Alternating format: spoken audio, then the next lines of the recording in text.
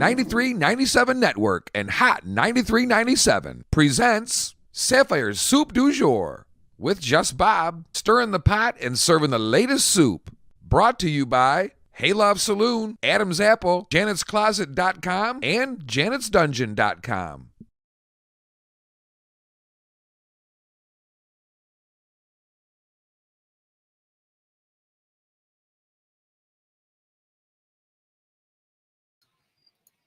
Oops. Good morning. Hello. Uh-oh. Here, let me move this. But first, me time. Me time is over. Now it's our time. It's we time.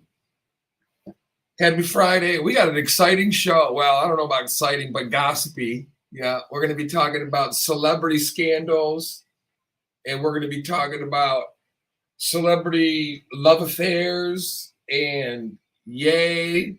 And Twitter and Space Force won its first combat mission. Kind of like breaking news. So we got a lot to talk about today, man. I'm telling you, make sure you download the free app. You know why? We're mixing up the music a bit. Right now you're listening to Good Love with City Girls featuring Usher. But you can't listen unless you're listening on the app. So download the app. Good morning, Tony. Checking in on the live stream. Oh, I don't even have to say that. Obviously, you're on the live stream. We're not on the air yet. So, but good morning.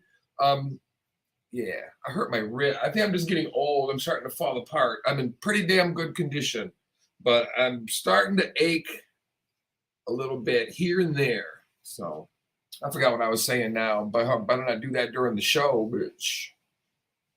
Yeah. But we're listening to Usher. Oh, yeah, I was saying we're mixing up the music a little today. So I've been playing the same music for 2 years now because the first year I played different music. But this is the second year of the same music. So today we're mixing it up a little. Right now you're listening to City Girls featuring Usher, but you're not listening unless you're on the free app or 9397network.com. If you're just on the live stream broadcast, you're not hearing the music. So you kind of got to go between both. And some of you like to go both ways. Not that there's anything wrong with that. I still get a kick out of I need windshield wipers on my glasses, man. Woo, they're dirty. They're always dirty. We are 20 seconds away from going on the air. Pretty good song. I have no idea the songs I picked. I am not going to lie. I stole them off of the Good Time show. And I was like, you know what? Bob's been talking about getting doing a Friday where we change it up a little with the music. And it's hard because you got to log everything that you change up and everything. So there's a lot to it. And so anyway, today we're changing it up a little bit. So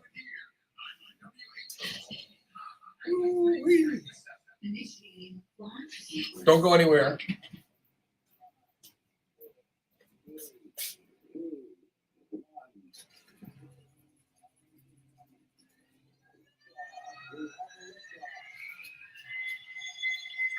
You have a lift off. I have freezing. All right, here we go. Everybody quiet on the set while the crew be getting ready. I got a damn hair in my face. Oh, wrong mouse.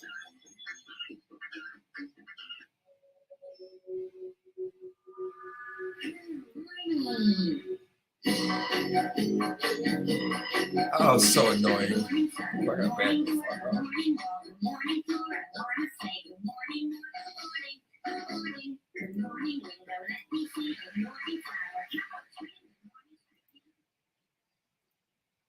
Oh, it's Friday. Good morning. Happy Friday, December 2nd. We are already 2 days in to the month of December, which means we are approximately, I don't do math in public, 29 days away from a new year. That is interesting. Let's see here. It's Friday. It's December. We're getting ready for Christmas. I'm checking my music background. That's what I'm doing here. Okay, let's turn this music down just a smidge and get ready to go for our day. We got a lot to talk about today. We are talking about celebrity scandals, Hollywood love affairs. We're talking about Kanye.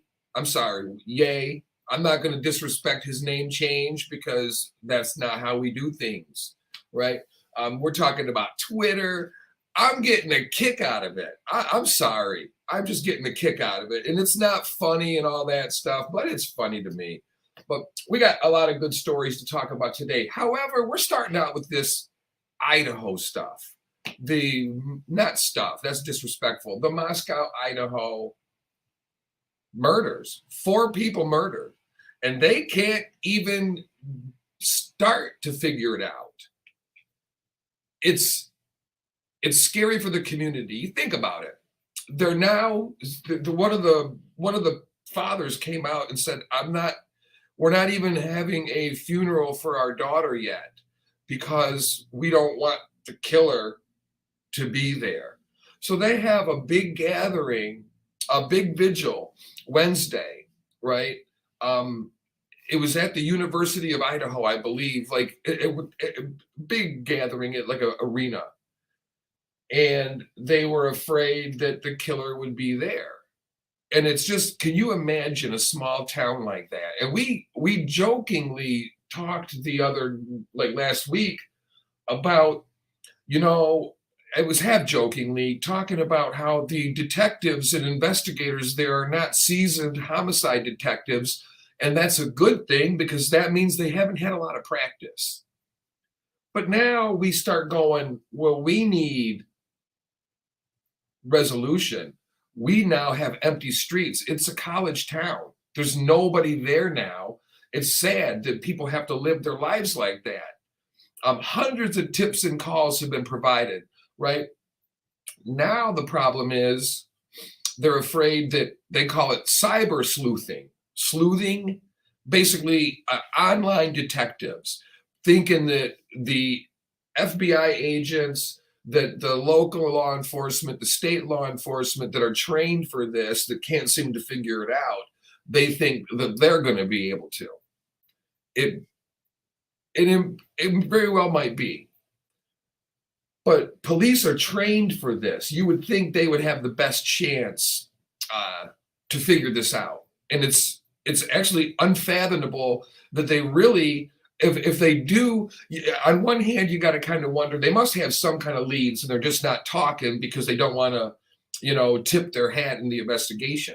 The other side of you goes, if you didn't have any suspects, you would think, you know what? Let's get this information out so that we can hopefully get an idea. But they have no clue, right? 4 university students killed, right? Madison Mogan, 21 years old. If I butcher their names, I'm sorry. Kaylee Concalves, 21 years old. Zaina Kernodle, 20 years old, and her boyfriend, Ethan Chapin, 20 years old. These are young kids. Now, they're gone. 3 of the females lived together, as most people know. 2 other roommates. One of them, their cell phone was used to call 911. What was it, about noon, just before noon on November 13th? Multiple stab wounds with a large knife, what they appear to say is a large knife, but no weapon has been found, which is not exactly a surprise. The only time that they would, and I'm no expert, but you would bring the knife with you and then you would leave with it, you would think. If you picked up the knife in a struggle because you didn't expect there to be people there and you got in a struggle in the kitchen, you would probably leave that knife there, whether you just because you wouldn't be, unless you're a seasoned killer, it wouldn't be something you're used to. But think about being in that town and how scary it must be. Take a moment to resonate. And now Let's talk about our inner cities in this country right now. We live it every day in this big city of murders and senseless killings and all of these things. And in a small group, it's a small town, it's very unsettling. We're used to it. We hear people get stabbed, we go, gee, that's crazy. Man, what a world. But we continue on our day, right? I mean, so now there's a private Facebook group that is all about homicides. They have 32,000 plus members. And now they say here, users are dissecting past social media posts the friends made before their deaths to piece together their own investigation and accounts of what happened. They're even naming suspects or say people should be interviewing this person and that person. And now the police are saying all these online detectives are actually going to possibly compromise any information we have. And believe you me, in Moscow, Idaho, they want to know who this is so they can get back to their lives, right? Again, let's take a lesson from this. If we live in a big city, we're used to this kind of stuff. It doesn't even change our day necessarily, right? I mean, if I look on the news and I see a stabbing in Detroit, I don't go, oh man, maybe I shouldn't be out and about. I couldn't leave my house, right? I mean, that's no knock to Detroit, any big city. It's just more people, more opportunity for problems. The TikTok, I hate this. I think as an American, get rid of it. China is using it to destroy us. TikTok, hashtag Idaho murders has more than 94 million views.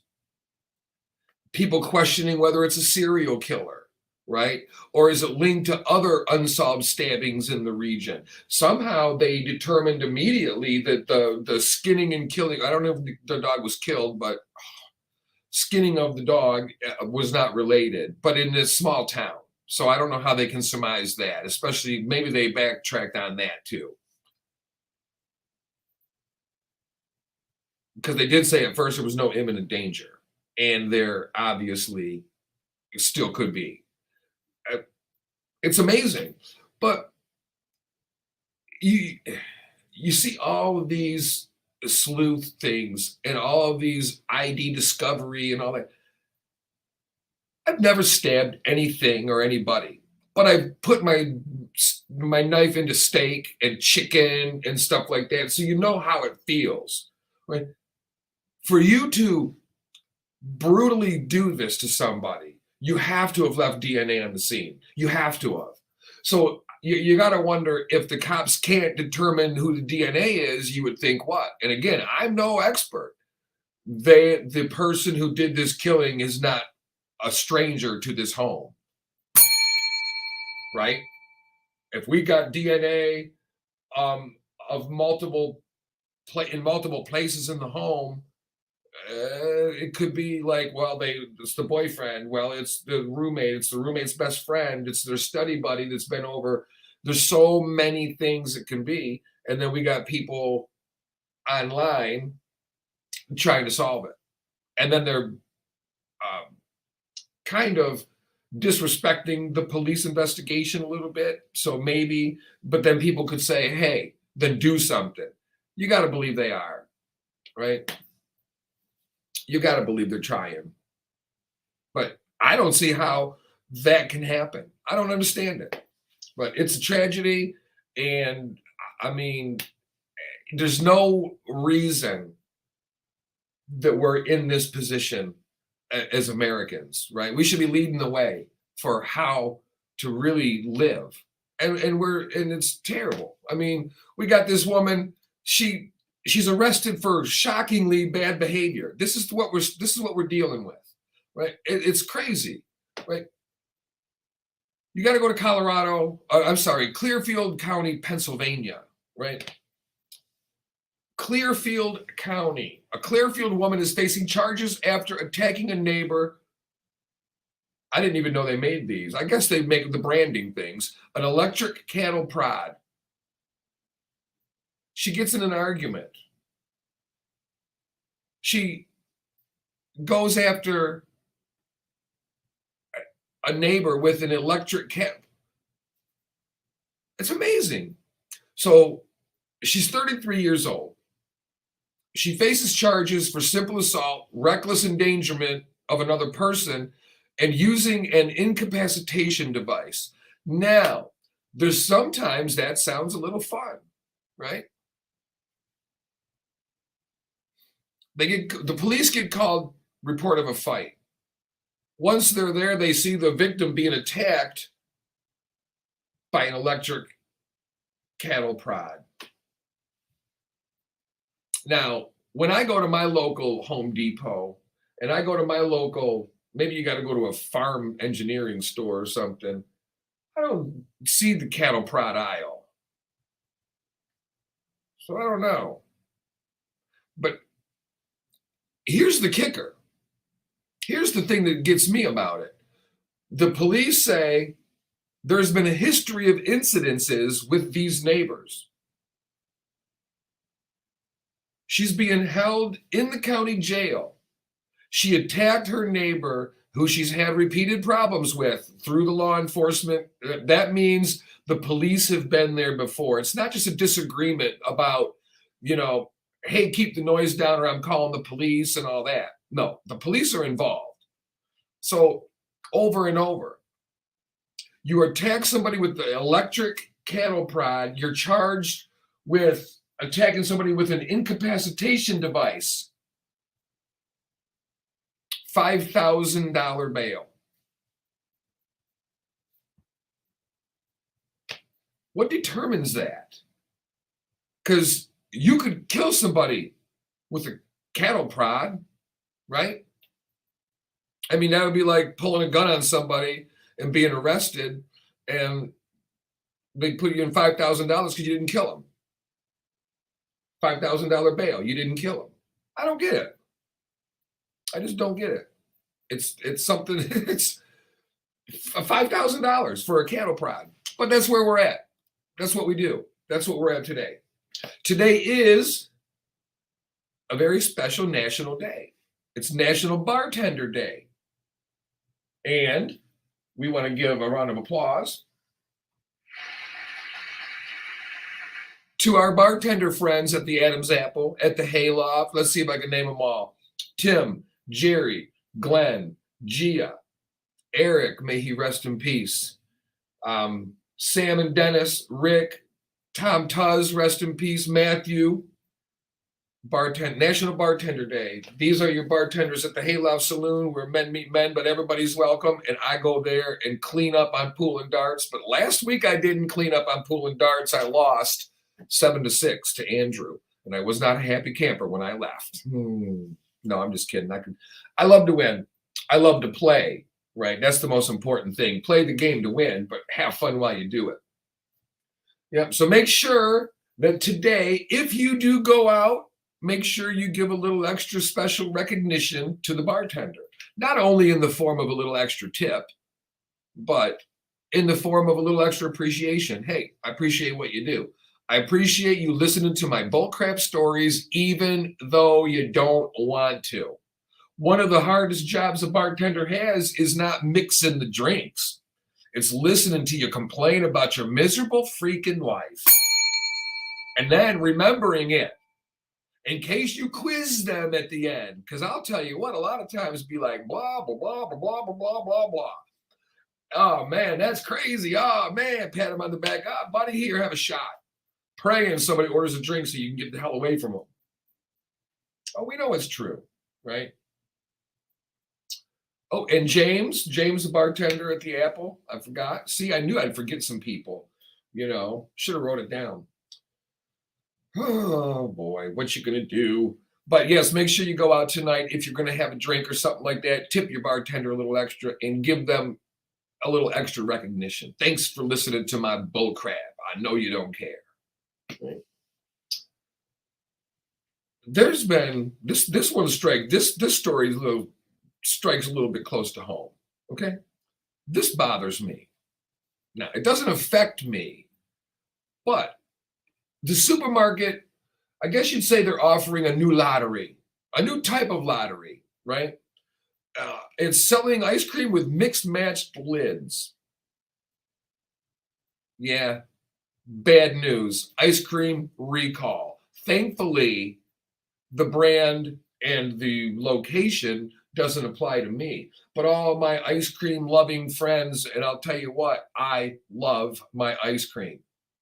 Period. Point blank. It's absolutely, it's not an addiction because we're not going to use that word that lightly, but it is something I just have to have. If I don't have it in the house, even if I don't want it that night, I'm not a happy girl. I need my ice cream. I need to know it's there. I love my ice cream. So, ice cream recall makes I shiver. But thankfully for me, and unfortunately for those that live in these 7 states, 108 containers of Weiss quality sea salt caramel ripple ice cream. That's a mouthful right there. Weiss quality sea salt caramel ice cream, a ripple ice cream. The product might contain undeclared soy and coconut products. The 48 ounce, this is important. They might have been distributed to stores in New Jersey, New York, Pennsylvania, Maryland, Virginia, Delaware, and West Virginia. Oh, be nice. So if you are sitting there with a container, 48 ounce container of Weiss quality sea salt caramel ripple ice cream, but the lid has a different label. Weiss quality caramel caribou ice cream, Moose Tracks, caribou, ripple. What the? These are ice creams. No illnesses have been reported as of yet. The company and the FDA, Food and Drug Administration, recommend throwing away the products or returning them to their place of purchase for a refund.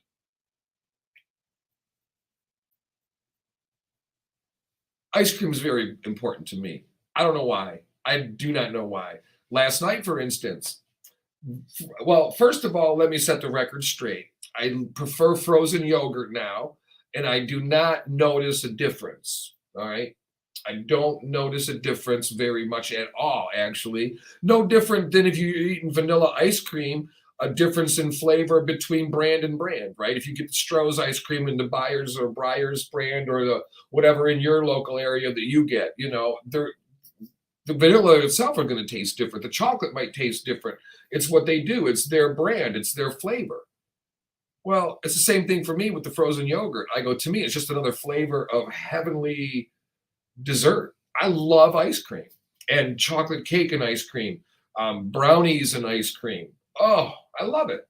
I love it. I'm surprised I'm not 250 pounds. I used to be almost 220 pounds. Yeah. But I've curbed my pleasures. See, that's why I say when I'm eating frozen yogurt, not ice cream. And it makes a difference. When I eat ice cream, it makes my stomach hurt. And it's not number 2 or anything like that. It just makes my stomach hurt. Like yesterday, for instance, I'm terrible. I know how to eat right. I just refuse to do it. On my way home, I was out and about, and I stopped at 3 o'clock at Long John Silver's. Once again, it is so good. Oh, 2 pieces of fish, 1 piece of chicken. They skimped on the crumblies, and I was a little irritated, but it's okay. I'll forgive them. 3 pieces of shrimp, coleslaw that I left in the fridge, and French fries. Oh, it was so good. But I better be careful because it's terrible for you. But it's hard to resist. I mean, it's just delicious.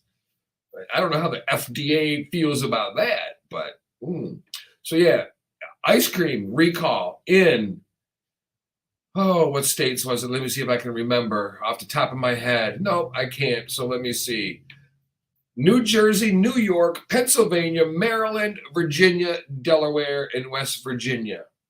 You're all screwed. You don't get the caribou, caramel, ripple ice cream. Mm. But I do love me some ice cream, even in the winter. I don't care. I will literally, like, I'm always cold. I tell you that. Look, I'm wearing, if you're on the live stream broadcast right now watching, you see I'm in a hoodie or a sweater. I'm always cold. I wear a sweater. I have a sweater in my car in the heat of the summer because when you're out in 90-degree weather and then you go into a restaurant or an establishment that keeps the air on, it's chilly. You're used to it being really hot. So I'm always cold. I'll sit there with a bowl of ice cream. It's 2 degrees outside. The wind's blowing the house over, basically. And I will sit there with a big bowl of ice cream with goosebumps, shivering under the covers, going, this is delicious. And I love it. I don't know what it is. It's almost a glutton for punishment, but it's not punishment. I enjoy it. I just freeze while I'm eating it in the dead of winter. But I just can't help myself. And I'm sitting here looking at this bowl of 1 scoop of chocolate, 2 scoops of strawberry, and 2 scoops of vanilla with some strawberry sprinkles on top. And I'm going to now turn that off of the page because I'll be having ice cream at 10 a.m. this morning if I'm not careful. I get out of here and run right straight to wherever they sell ice cream the closest and get me a carton of it. So no more of that. Because I love me the ice cream. I can't help it. Oh man, let's see, where are we at? 7:26. We're gonna go to break. Woo, we got a lot of it's the weekends left here. We're gonna take a quick break. We're mixing up the music a little bit. Remember, I told you. So remember that. Be sure to tune in on the 9397 Network app, on 9397network.com. Because if you're on the live stream broadcast right now, we do appreciate you checking us out and watching. But you're not going to hear the music. So make sure you download the free app. It's not just for this show, all the shows. There's a lot of things going on with the network. It's very important that the app is your contact point for all the shows. They even have some contests going on there, voiceover contests, your favorite show contests. You can win prizes when you chime in on stuff. It's all right there on the app. You go through. You're savvy enough to figure it out. I don't think I got a lot of 90-year-olds without a cell phone listening to the show. But if you do, tell George Burns I said hello. All right, we're going to break and listen to the Sapphire'S Soup du Jour on Hot 93.97. Whoop, whoop.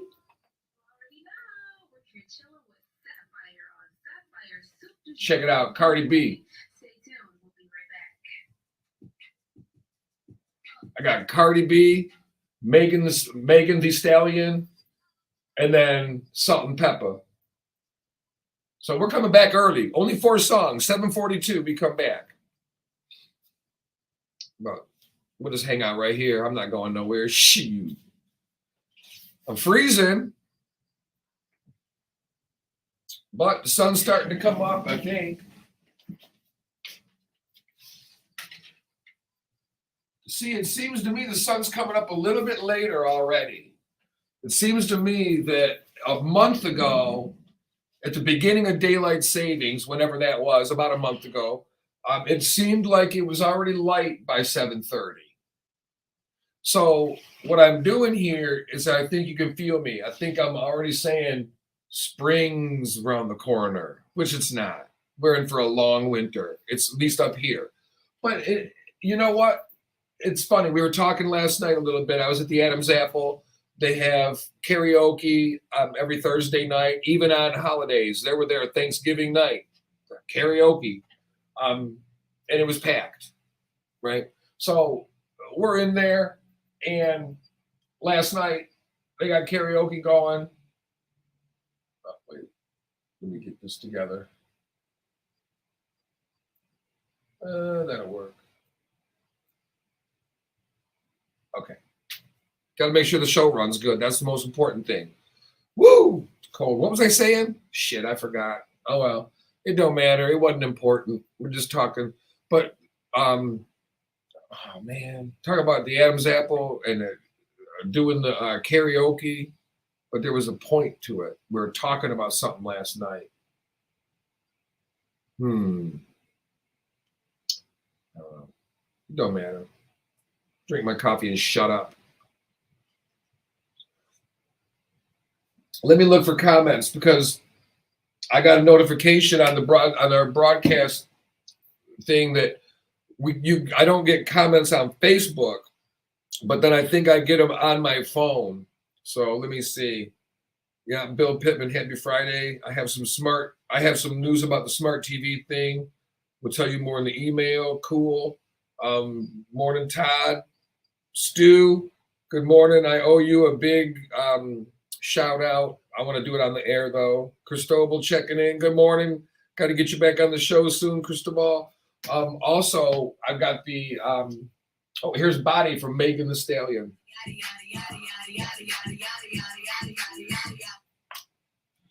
I didn't know that was her. Whoop whoop. I'm old.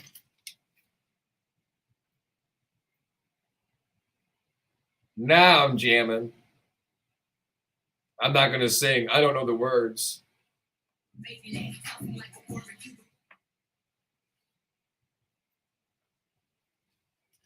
Anywho. Woo. I'm cold. Now, when we get back from break, we're talking about the biggest Hollywood scandals from Elvis to O.J. Simpson, love affairs. Is John Travolta bi? Oh, I wish. I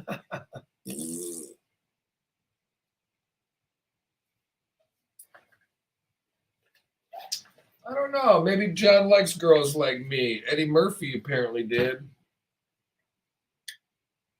Not me personally. But, girls like me. Different kind of girls. We pack a different kind of punch, if you know what I mean. Oh my goodness! I gotta film a game tonight, and I'm bummed. But football season's over. I've had a couple of days off. I was hitting it hard for football season.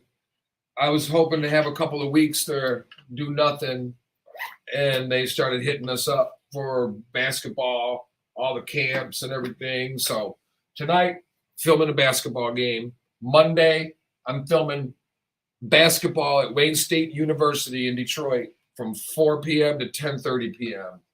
Freaking gad. But it's what I do. So you got to do it. You take the good with the bad. I love going to Ford Field and filming, going to Michigan State and filming. Now I'm going to Wayne State and filming. And that's pretty cool too. It's a decent sized little college. I mean, it's a legitimate, people have gone pro from their football team. Not very many, but it has happened. I think it's equivalent to Eastern, kind of. Maybe Eastern's a little bigger for football and stuff, but I think Eastern will play Michigan sometimes, Michigan State and stuff like that. So they're a little bit bigger school, Eastern is. But still, Wayne State's no slouch. Coffee's tasting good. I'm not even excited for the football game tomorrow night. Michigan and Purdue play for the championship. There's no championship game. I mean, they don't design it that way. It's just the way it worked out. But there's no championship game that one team should be favored by damn near 3 scores. It shouldn't be that way. There should be no way. There should be not that large of a contrast between two conference winners, right? I mean, but it is what it is. Stu, I hope you're doing good. Worried about you. Won't divulge all the information, but love you, miss you. It makes you really. You got to have gratitude when people have issues, and you see your friends suffering and pain and life-changing things, and you got to be grateful for what we have and enjoy it. I see these things on my social media about the dogs and stuff, and going over the Rainbow Bridge and don't worry, I'm happy now and all this, and it's sad. So what does it do? It makes me gravitate to go hug my dogs, right? We need that in our lives. Those are the things. It's that pain in your heart. It's the tugging of the heartstring that really makes you alive. It's like that is what makes you go, I'm alive, right? It's not all happiness. Like understanding that every time we're with somebody could be the last time, and it's one last time you're going to see them, right? No matter what. When you go home and see your wife, the old ball and chain, you go home and see your husband, the old nagging guy who doesn't help with the housework, whatever it is. We always miss those things about people when we're done, their nuances and their little quirks and stuff like that. So we got to learn to relish in it while we are there, right? You're married to somebody who doesn't clean up after themselves in the kitchen. Um, is it the biggest thing in the world? It's irritating maybe, but you go, you know what? They also offer this and that and this and that, and so I can do this part.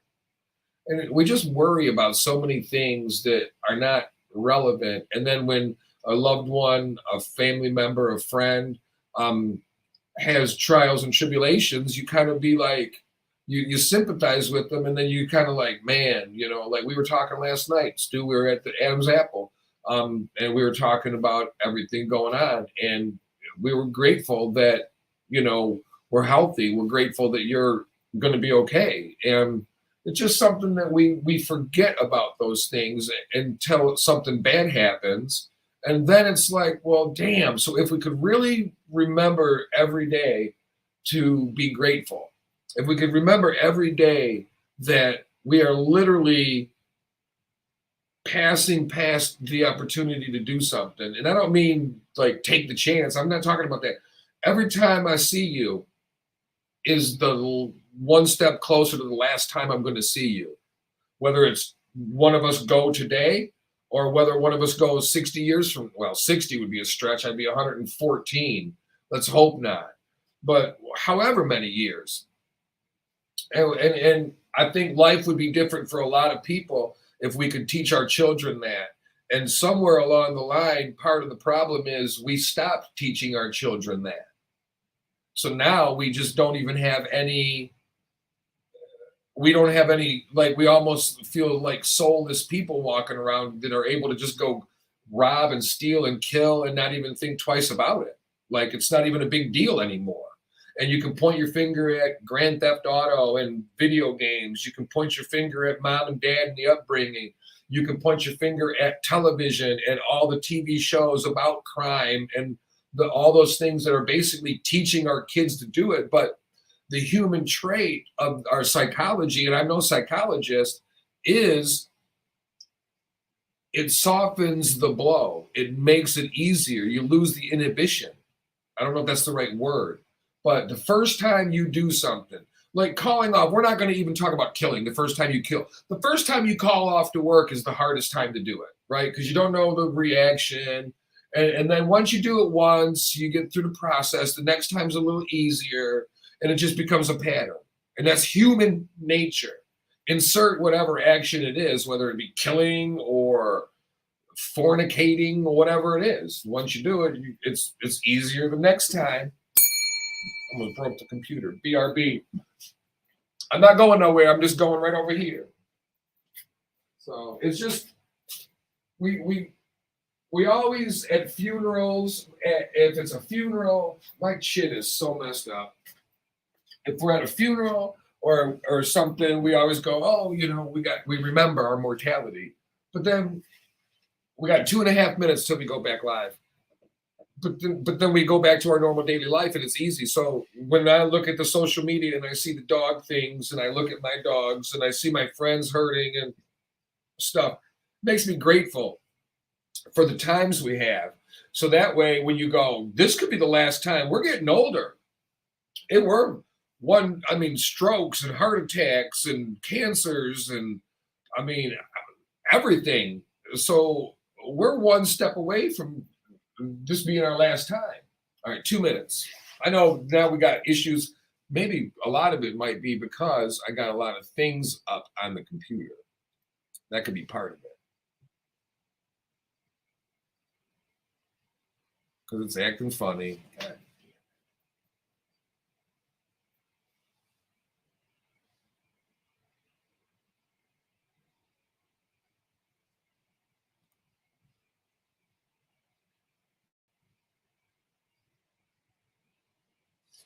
Well, we're a minute and a half away from going live back on the air, and this ain't working. Shit pisses me off so bad.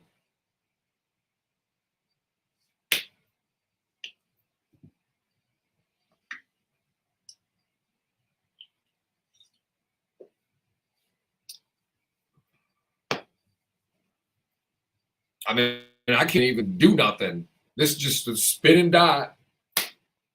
Shit, ridiculous.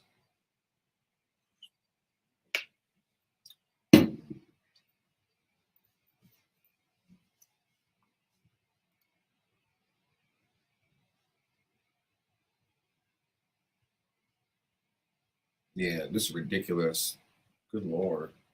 40 seconds. I don't know if I'm on or not. I don't know what's going on with this thing. It's freezing up, and I only got 2 things up. I mean, whatever.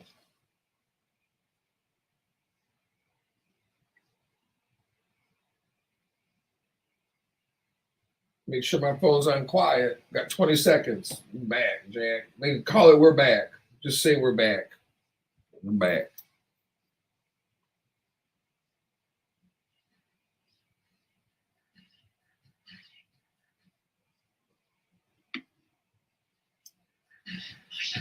You're listening to WHOT Hot 93.97.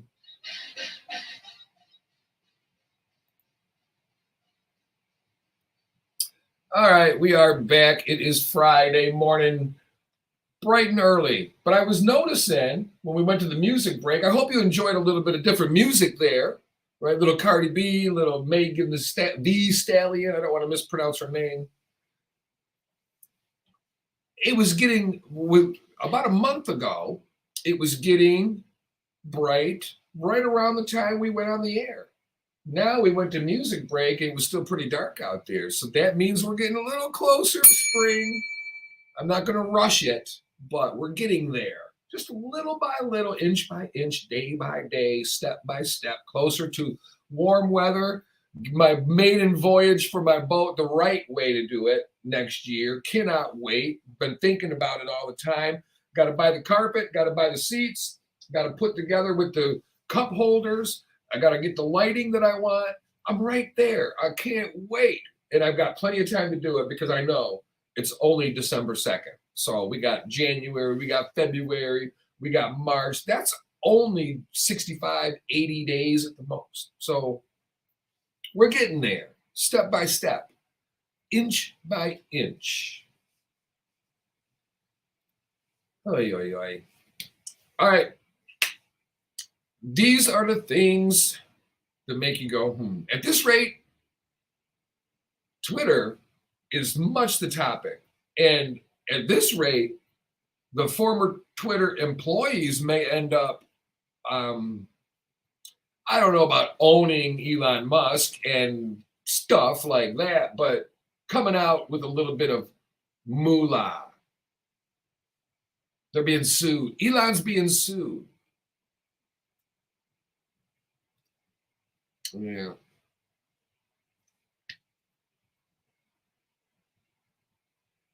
There is an issue. I am a partner at so-and-so counseling, and he says, I'm sure you've been expecting that. This is a letter from the legal team of the ex-employees to Elon Musk and Twitter. I'm sure you've been expecting this. Ever since you took over Twitter, you've been attempting to tap dance your way out of Twitter's binding obligations to its employees, which include paying the agreed severance to thousands of people you laid off just in time for the holidays. If basic human decency and honor isn't enough to make you want to keep your word, maybe this will. If you don't unequivocally confirm by Wednesday, December 7th, again, this is a letter from the legal counsel representing the Twitter employees, former Twitter employees. If you do not unequivocally confirm by Wednesday, December 7th, that you intend to provide our clients with full severance, Twitter promised, we will commence an arbitration campaign on their behalf, with each employee filing a separate individual arbitration as required by the terms of your arbitration agreement. Not only will you lose on the merits, but even if you somehow won the victory, Twitter will pay far more in attorney's fees and arbitration costs than it could possibly save in severance due to our clients. They're not done yet. And to be clear, Elon, you will lose, and you know it.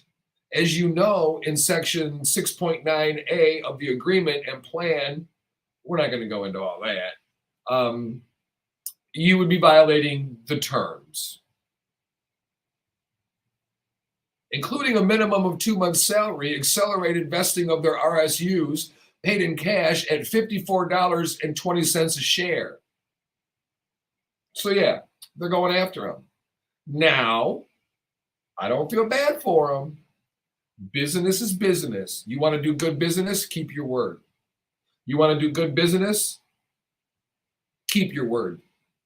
It's that simple. 2 things you can do. You can keep your word, or you can keep your word. Because everything else will come from that. You may not be able to promise the world. You may be able to say, I'm sorry, we can't provide that, or we don't have it. That's better than lying, right? Offering something that you can't cash on. Not cool.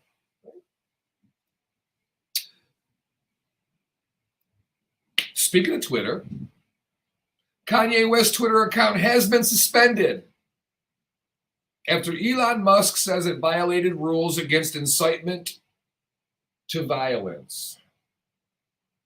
Now, say what you want, but, here's this jackass.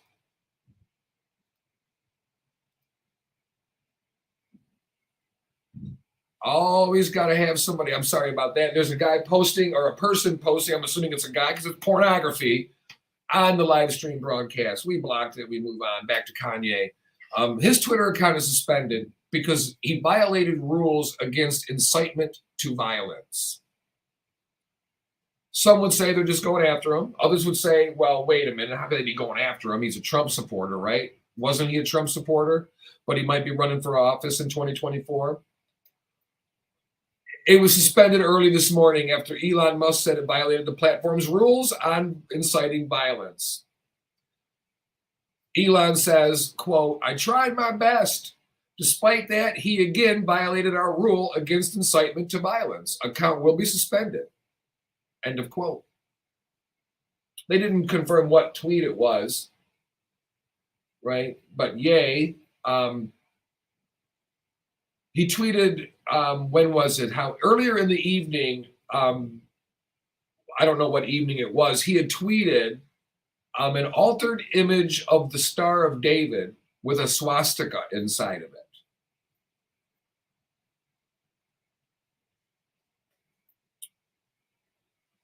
He's already destroyed business deals. Adidas left him, right? He addressed the anti-Semitic comments in late October, right? He had things to say about Black Lives Matter. He had things to say about George Floyd's death, a rambling 16-minute video, right? This was a lot of this was said after Adidas broke up with them.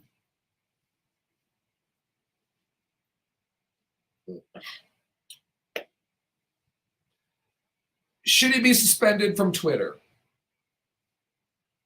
I, for one, maybe this is an unpopular opinion. Maybe I'm just ignorant. I decide what I want to listen to, not you. And I'm not talking about whether it should be out there.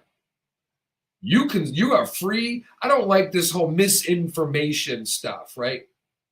We don't know who's now with COVID, we know it's a real thing. We're not doubting that or everything. Unfortunately, the whole issue was politicized during an American election year.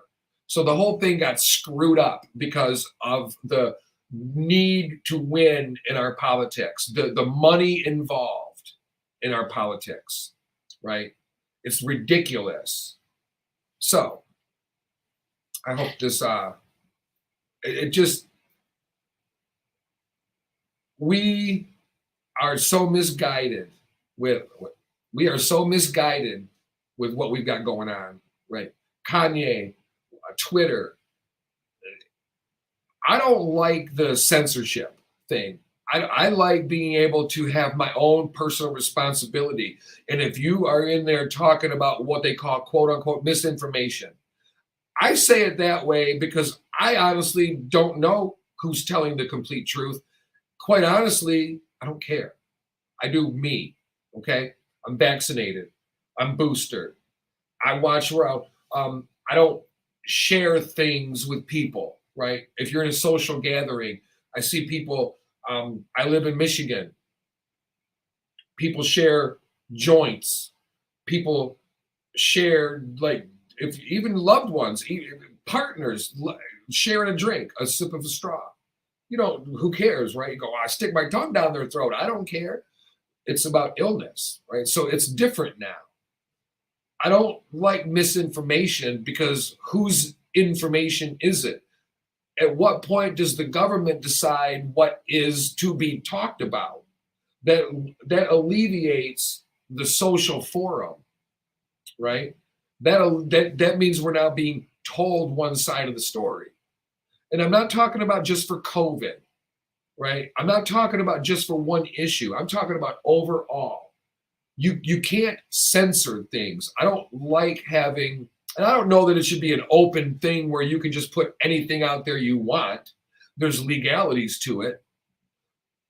But I don't like this can be talked about and that can't be talked about. It's social media. I think anything should be able to be put out there. And if it's debated, you'll look at the comments and you'll see how many people go, what's wrong with you? And other people go, I completely agree. And most likely it's going to be somewhere between 50-50, 45-55, somewhere in there. Because we, as humans, don't all see eye to eye. But all of a sudden, we have to make everybody see our side of things, or we call it misinformation. I don't want censorship. I want to be able to decipher for myself if it's acceptable to be in my eyes, not to say it's not acceptable for your eyes. Choose yourself where you go. Quit trying to guide everything to fit your narrative, what you feel is right. That's not what this country is about. This country is about being able to do whatever it is you want legally. I'm not going to keep adding that to it. Legally. So don't be dumb, right? We're not talking about doing illegal or immoral things. We're talking about you have the right to raise your kids how you want. You live in America. You want your kids to speak Spanish and Arabic and the English third. That doesn't make you less of an American. Who cares? It doesn't mean you're talking about the person behind you in the grocery store who drives a red pickup truck and is wearing a MAGA hat. But they're the ones who would say it, right? They're the ones who would say it. They'd go, oh, what are you talking about me for? Speak English in my country. No, but the street signs will be in English. But the roads, all those signs will be in English, any public governmental entity. But guess what? I live in an area in Dearborn, Michigan, where a whole lot of the signs of businesses are in Arabic. I don't feel no kind of way about it. It's America. You have that right. If I don't like it, I can move. If I don't like it, I cannot drive down that street. And it's not for me to sit there and say, you can't have that in my country, because this is not my country. So to sit there and say, you can't say that on Twitter, you can't say that on Facebook. Is it legal? Is it just unpopular? And now when you start talking about racial stuff, the freedom of speech becomes a player, because you cannot say things that will knowingly incite unrest. We know racial comments, hateful comments, homophobic, transphobic comments, all those things are insightful of unrest, right? It provokes unrest. So they're frowned upon, maybe not illegal, but a privilege and a right are different things. Social media is still owned by somebody, so they can actually put the sign on the front door that says, we have the right to refuse service to anybody. But we have the right to not listen to the things we don't want to listen to. That's what I'm getting back to. I'm getting back to, I don't think it should be a free-for-all. But I also don't believe that it should be censored. Let me decide what is misinformation. You can put a little banner down there to say, this whatever, a little asterisk, little disclaimer, but let the debate play out. Let people debate whether the election was rigged. Let people debate whether COVID is real. If people think it's not real, they're dangerous to you if you think you want to. So don't drink out of their drink. Don't get within 6 feet of them and stay away from people like that. It's that simple. That's the beauty of America. Then you'll have people going, I'm going on a cruise. It's dangerous this time of year because of all the COVID, all the RSV and all the flu and all that going on. People go, I don't care about that. Those are the people you'll be around. And that's okay. Other people, you see them still. I see people masked up, wearing masks. I don't look at them funny. It's personal choice. Maybe a good choice. I remember I've been sick a couple times since 2020. Never have I been tested positive for COVID, but I didn't get sick when I wore the mask. I'm not saying it is 100% work, but we've talked about the peeing in your pants analogy, right? We know that if you're wearing pants, the pee doesn't go anywhere but all over you. So the mask has to help, but it's not all inclusive because it doesn't cover your eyes, it doesn't cover your ears, it doesn't cover anything else. But still, I didn't get sick from it. My choice was to wear the mask, but it was mandatory for a minute.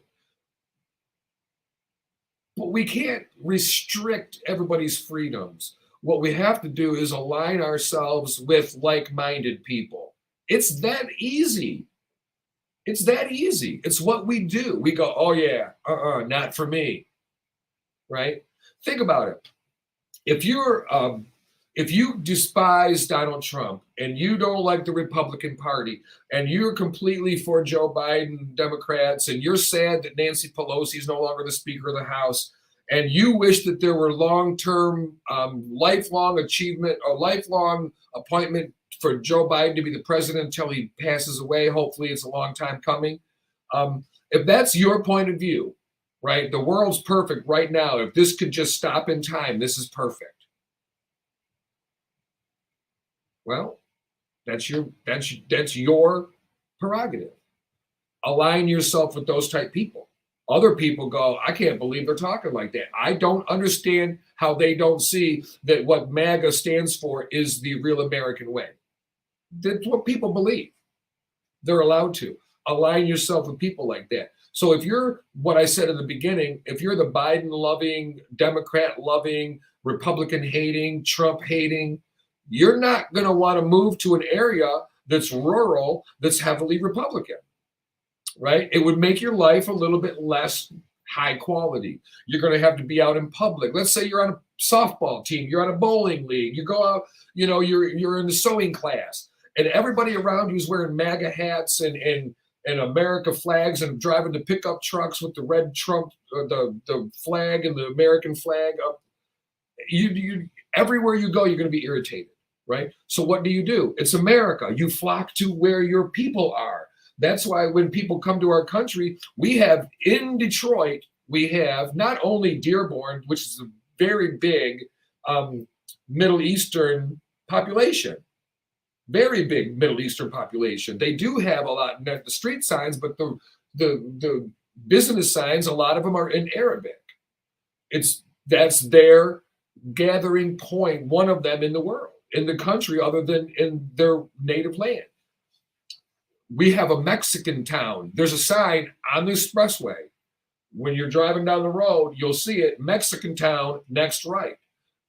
A heavy population of Latinos, right? Where we go down to the Southwest Detroit, down and get the best authentic Mexican food you can get. Because why? They're from there. They bring that here and they appropriate their culture to America. Love it in a respectful way. There's Chinatown. There's Little Italy. There's all these places we assimilate to because we're like-minded.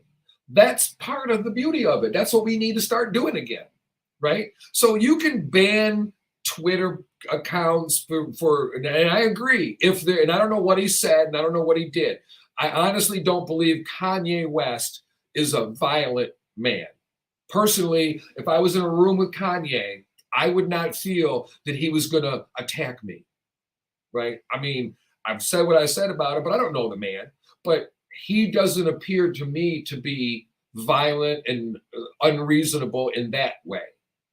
Right? So banning him from being allowed to talk, I don't know that I agree with it. How about this? How about when nobody's listening anymore, people tend to shut up.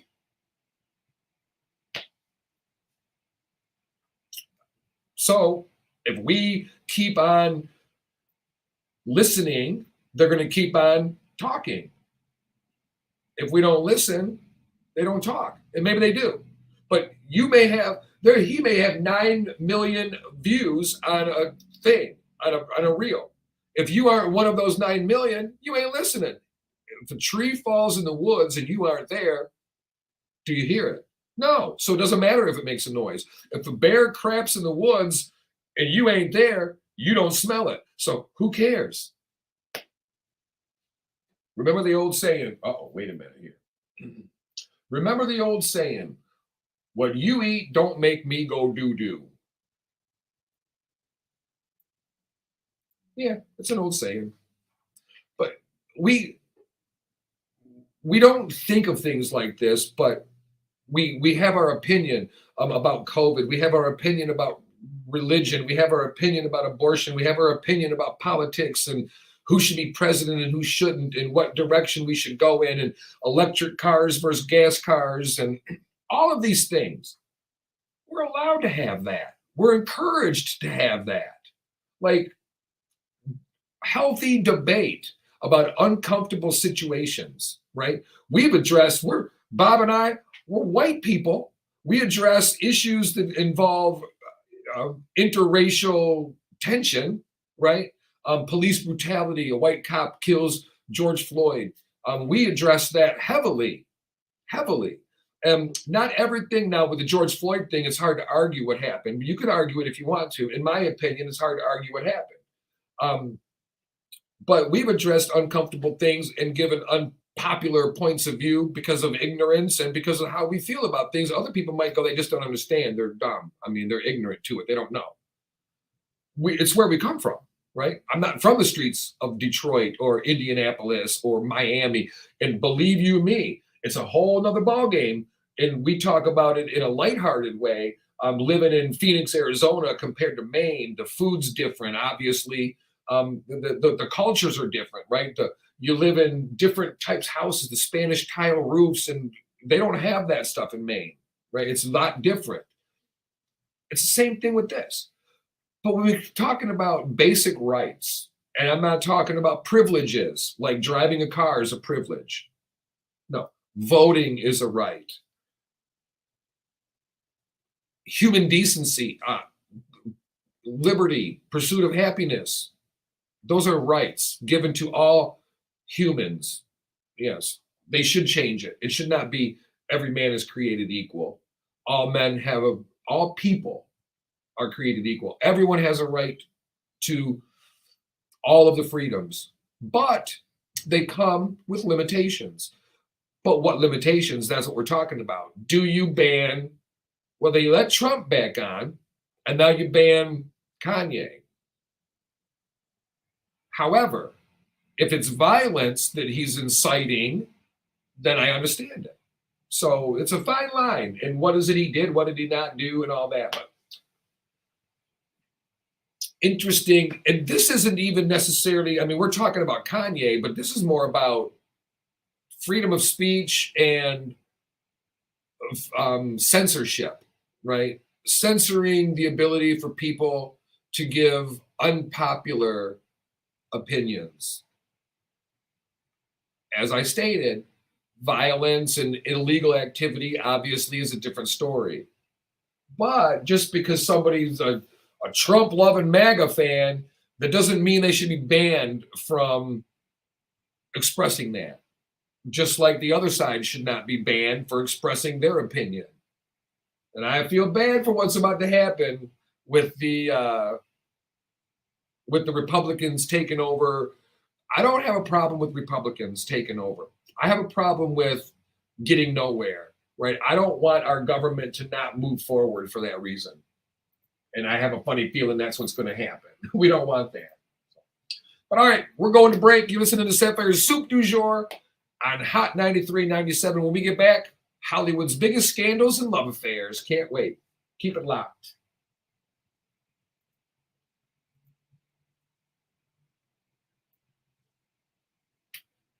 Oh, boy. I don't know if I'm making any sense or not, but I don't think that we should be restricting what's said unless it's illegal, right? But just because it's not popular, or if it's, first of all, if you're not a journalist, you're not sworn to making sure this is credible information, right? You're out there just giving your opinion about something. You don't even care if it's right or wrong. You're talking about the hypothetical situation.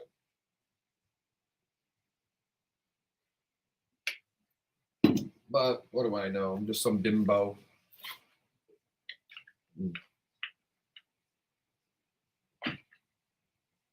Oh, I got to remind people that we're still on the air for 2 hours. Let's see. Facebook, here I come.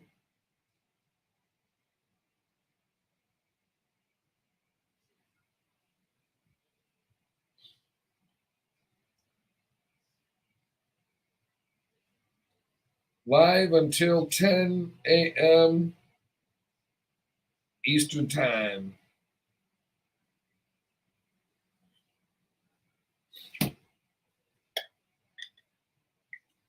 Hopefully you can't hear the music. What do we got here? We got one. Oh, wait a minute.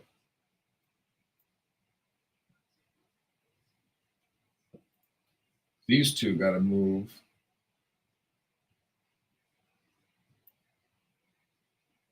One, two, three, four, five. Okay, we're good to go there.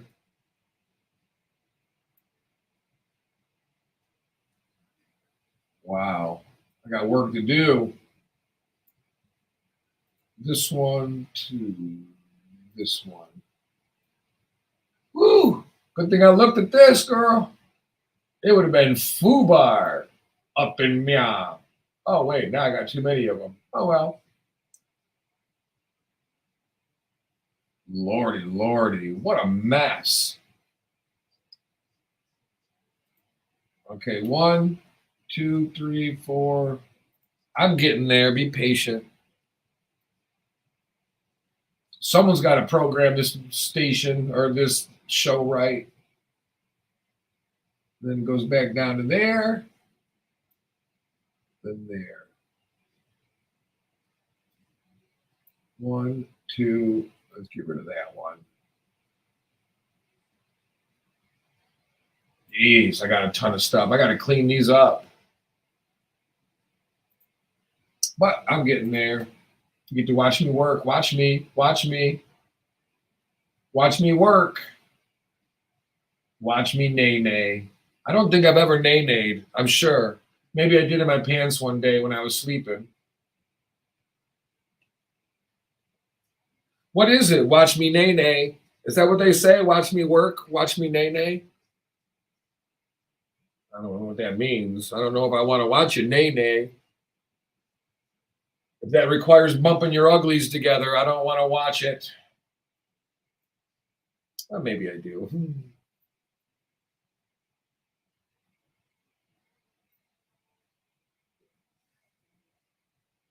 better turn that down a little. You smoke like I smoke. Like we'll listen to Regulate from Warren G featuring Nate Dogg.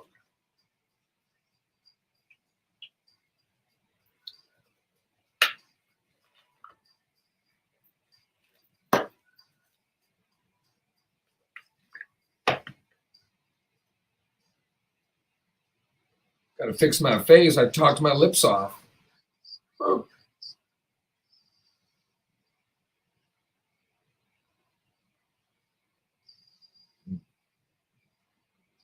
Change the banner. Listen to Sapphire'S Soup du Jour. Hey, I know what? I'll put on a commercial. Be right back.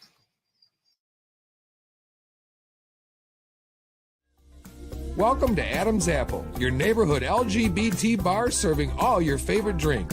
With friendly and knowledgeable bartenders that keep the party going and make sure your needs are met. It's the cheers of the gay bar. Your bartenders know who's coming in, where they're going to sit, how long they're going to be. Kick back and enjoy some fresh air on their large enclosed heated patio. Open year-round with music and weekly barbecues. Karaoke every Thursday night where you're the star. And Mexican Fiesta on the last Monday of every month. Located at 18931 West Warren, Detroit, Adam's Apple.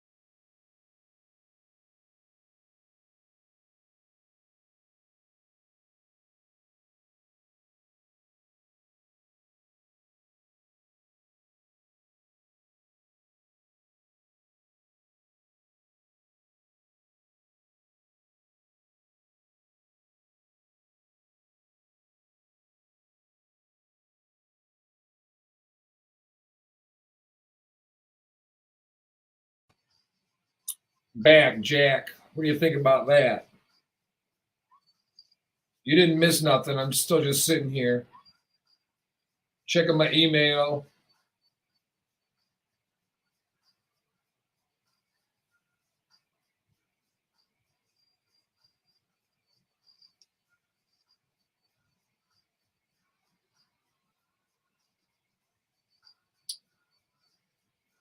Oh.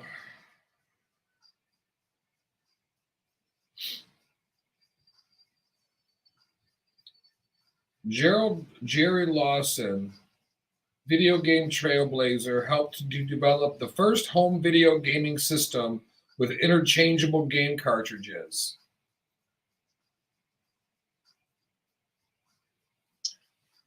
I loved Atari. I've still got Atari. I've got Xbox One. I like that. Atari's not quite as technically advanced. But you could play Pitfall Harry and Combat and River Raider, I think it was. River Raid. Gosh, what were the other Atari games? Whew. You do a whole show on that. Just video games back in the day. I remember Sega had a cool golf game, and there's some of the newer ones that's similar to it, right? They had great games. Tecmo Bowl from Nintendo. Little digital things running around. It was terrible graphics. Now we look at it was terrible graphics. Back then it was cool, right? It was like, dang, they were able to sit here and play football, not on that electric metal sheet that would vibrate and the things would go everywhere. There was no way of figuring out how. Well, if you turn the little dial on the guy, because the little guy sat on a little green thing, you could turn the little knob and make it go left and right. Man, we were kids. You had to have a degree in engineering to figure that shit out. We're 9 trying to play this electric football. Then the little football that's the size of a big booger.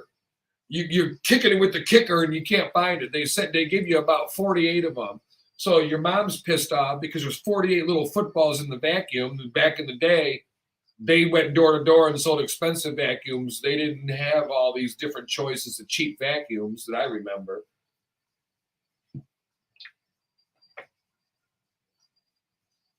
Now you got Nintendo, or now you got Xbox and PlayStation, and all these games are like real life and they're cool. But I also do believe that's part of our problem of violence in this country is we desensitize, like Cristobal was saying in the comments. You desensitize people to it, it becomes easier to do, you know. Oh, sorry about my chin, but painful. It feels as bad as it looks. Uh-oh, Prince, Pussy Control. 5-minute song, then we got a 4-minute Notorious B.I.G., and then we're back. We come back at 8:26.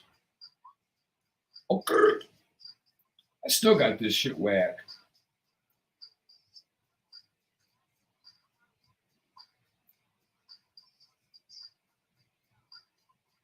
Whack, I tell you. I don't know what I did. I got this stuff whack. But oh well. It's all good. We'll unwhack it. Believe you me. We come back on the air in about 8 minutes. We're going to be talking about the biggest Hollywood scandals. But what like this censorship thing. I'm more about personal responsibility, man. I'm more about, first of all, you fact check yourself because your facts are different than my facts, right? There's people, if you're a Republican, Trump loving or Trump supporting, I'm not saying that in a bad way. If you believe the election was rigged, if you believe Trump's the guy, that's your facts. That's your reality. Right. And then other people are going, I can't believe that. But both sides say that. We have to start realizing that, but we don't. We forget that. And we go, yeah, well, they can't be right because they don't care about human rights, or they don't like gay people, or they don't like trannies, or they don't like black people, or they don't like this. And that ain't my problem if you like me. Right. It's not my problem if you like me. You don't have to like me. Just don't hurt me. That's all. Right. You don't like me. Don't watch. I don't force myself on you. I'm not trying to lie to you. I'm being me.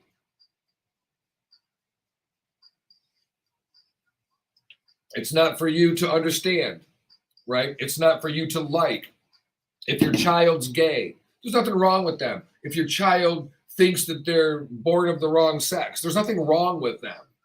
What's wrong is them not being able to express who they are, right? I mean, when you get right down to it, you think about it. If you truly want your friends to be happy, if you truly want people to just be happy and do their thing, quit worrying about people that don't do it the way you do it, right? Based on whether it be religion or based on whatever your belief is. It's not everybody's burden. You don't have to like each other. You just like, it's not, if you don't like me, it's not my problem. And I'm not saying that because someone don't like me. I don't care, but I'm just simply pointing it out. It's not your problem if people don't like you. And we worry about that, right? We want people to like us, especially younger. You're a teenager or something. And we've talked about it, the effects social media have on the youth. You got to get all those likes. People who get a lot of likes on their pictures seem to be more popular and to be more, you're envious of them. You're more like, oh man, I want to be like them. I want to have what they've got, you know. I remember being young, and I remember it mattered, right? Things did matter back then. You didn't want to, God forbid, you were in 9th grade and you had a booger hanging out of your nose. It was a wrap. You didn't want to go back to school anymore. You're like, Mom, we got to move. I got caught with one hanging. And people would be like, oh, it is what it is. But when you're a kid, no, different ball game. Where are we at? We got 1 minute. Well, no, we got 5 minutes. So if you got to go potty, now is the time.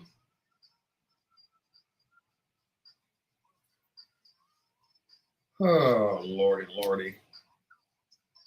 Yeah, I'm looking forward to spring already. But one thing is for certain. Fashion. Winter fashion is everything. I don't know if you can see. Oh, no, you can't. Winter fashion is everything, right? You got to dress for it because that way it's not so cold.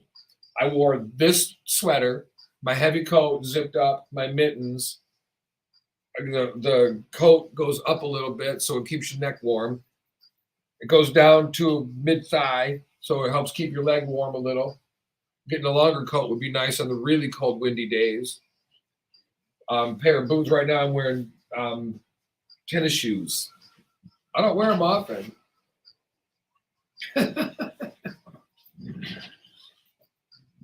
All right, Big Papa, 4 minutes and we go back on the air.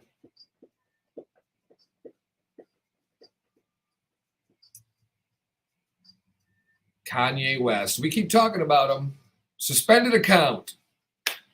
I guess if he did, like I was saying, though, if he did something that incited violence, but what is it that incited violence? I don't feel Kanye, even though he said a lot of controversial things, I don't feel that violence is a good description, a good adjective, if you will. It's my opinion.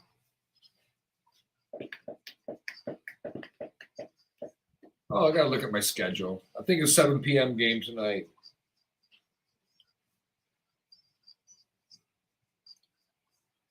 $7 p.m. Hamtramck at Canton. Girls varsity basketball.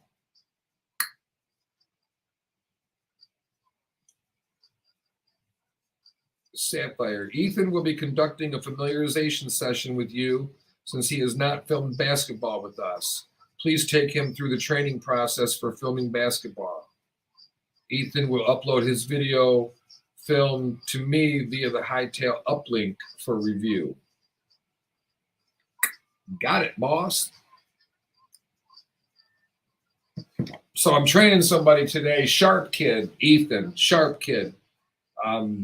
Funny too. Mad. He'd get mad watching the football games. He'd be like, "There's just too many penalties." It's frustrating though. It's a job. You're out there. It's cold. Maybe it's really hot. You're up on top of the bleachers. You got to carry all the equipment. You got deadlines to meet. You got to have the equipment up and running. Most of the time, the coaches didn't have the stuff charged properly. They didn't know what they were doing with the equipment. They don't care. They're coaching a football team. That's what we get paid for. So before the game, you get there. It's a So you leave sometimes 9:30, 10 o'clock at night, pissed, right? Because you're ready to get the hell out of there. You want to get home. You're cold. You're tired. You may be soaking wet. It was raining because you're out on top of the press box. You are out there. You got your equipment covered in plastic and rubber bands so it doesn't leak, and it isn't pretty, right? But Ethan will be out there. I'm freaking melting, and it's fun. It's fun. He's a good character. He's a good kid. He's young too. Yeah, but it's a fun job. It's a fun job filming sports, and I mean, you got to be able to move with them. It's challenging, but it's a lot of fun. I love it. I'm not a fan of basketball. I made that clear, but it's a good sport. I mean, I'm not saying it's not a good sport. I just don't get it. I don't care to get it. I mean, you reach in, smack the ball out of the guy's hand. They call it reaching in. The hell am I supposed to do? Let him score? Block for him? So, and I know that I don't know the rules. I know that people go, well, bitch, you just don't know. I know I don't. It's okay. Not a big fan, but I know how to film it good. Yeah. Soccer, not a big fan. Film the hell out of it. You wouldn't know if you were watching ESPN or my footage. Football, that one's a struggle. You view the game differently through the lens of the camera. And I've got the monitor up top. Most of you have seen the pictures of it. 30 seconds, and we go back on. I need a sweeper. How about this one? Jump around, jump around. Okay. Time to get back to it.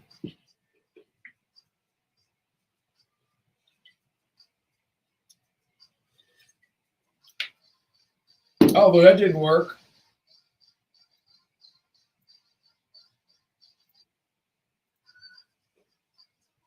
There we go.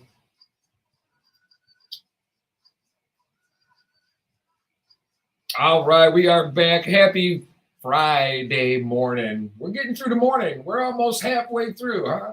I mean, my morning's way more than halfway through. But, 8:30, before you know it, you'll be thinking about what's for lunch.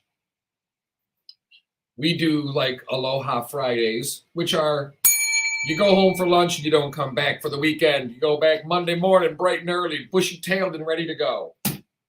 We are now learning in America the importance of work-life balance. You don't have to feel guilty. The other day we talked about it. It was National Take the Day Off for No Damn Reason Day. Just take the day off and do something productive. It sucks when you got to take all your personal days off because you're sick or you got an appointment or something, you can't go enjoy it. We've been taught that we can't enjoy our time, right? We owe it to the man. No, we don't owe nothing to nobody.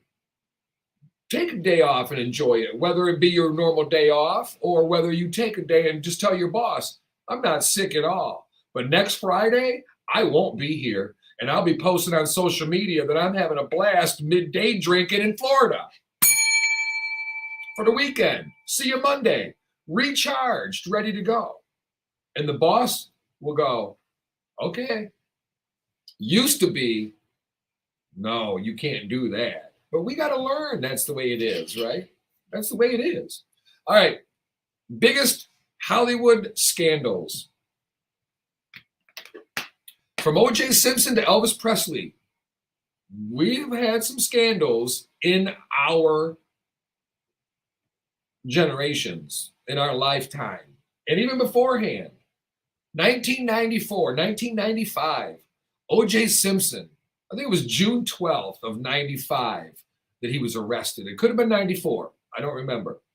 Arrested and charged with murdering his ex-wife, Nicole Brown Simpson, and friend Ronald Goldman. He was acquitted. 10-month trial, widely televised, one of, if not the first, televised where everybody was watching. Like if you don't remember, you've heard about it, but you don't remember. If you can find a documentary or something about the trial, it was the first of its sort. It's where Robert Kardashian, the lawyer, became a known name. It's where Johnny Cochran became a known name. It's where R.F. Bailey, I think it was, R.F. Bailey, something Bailey, became a well-known name. Not to me, but I remember the last name.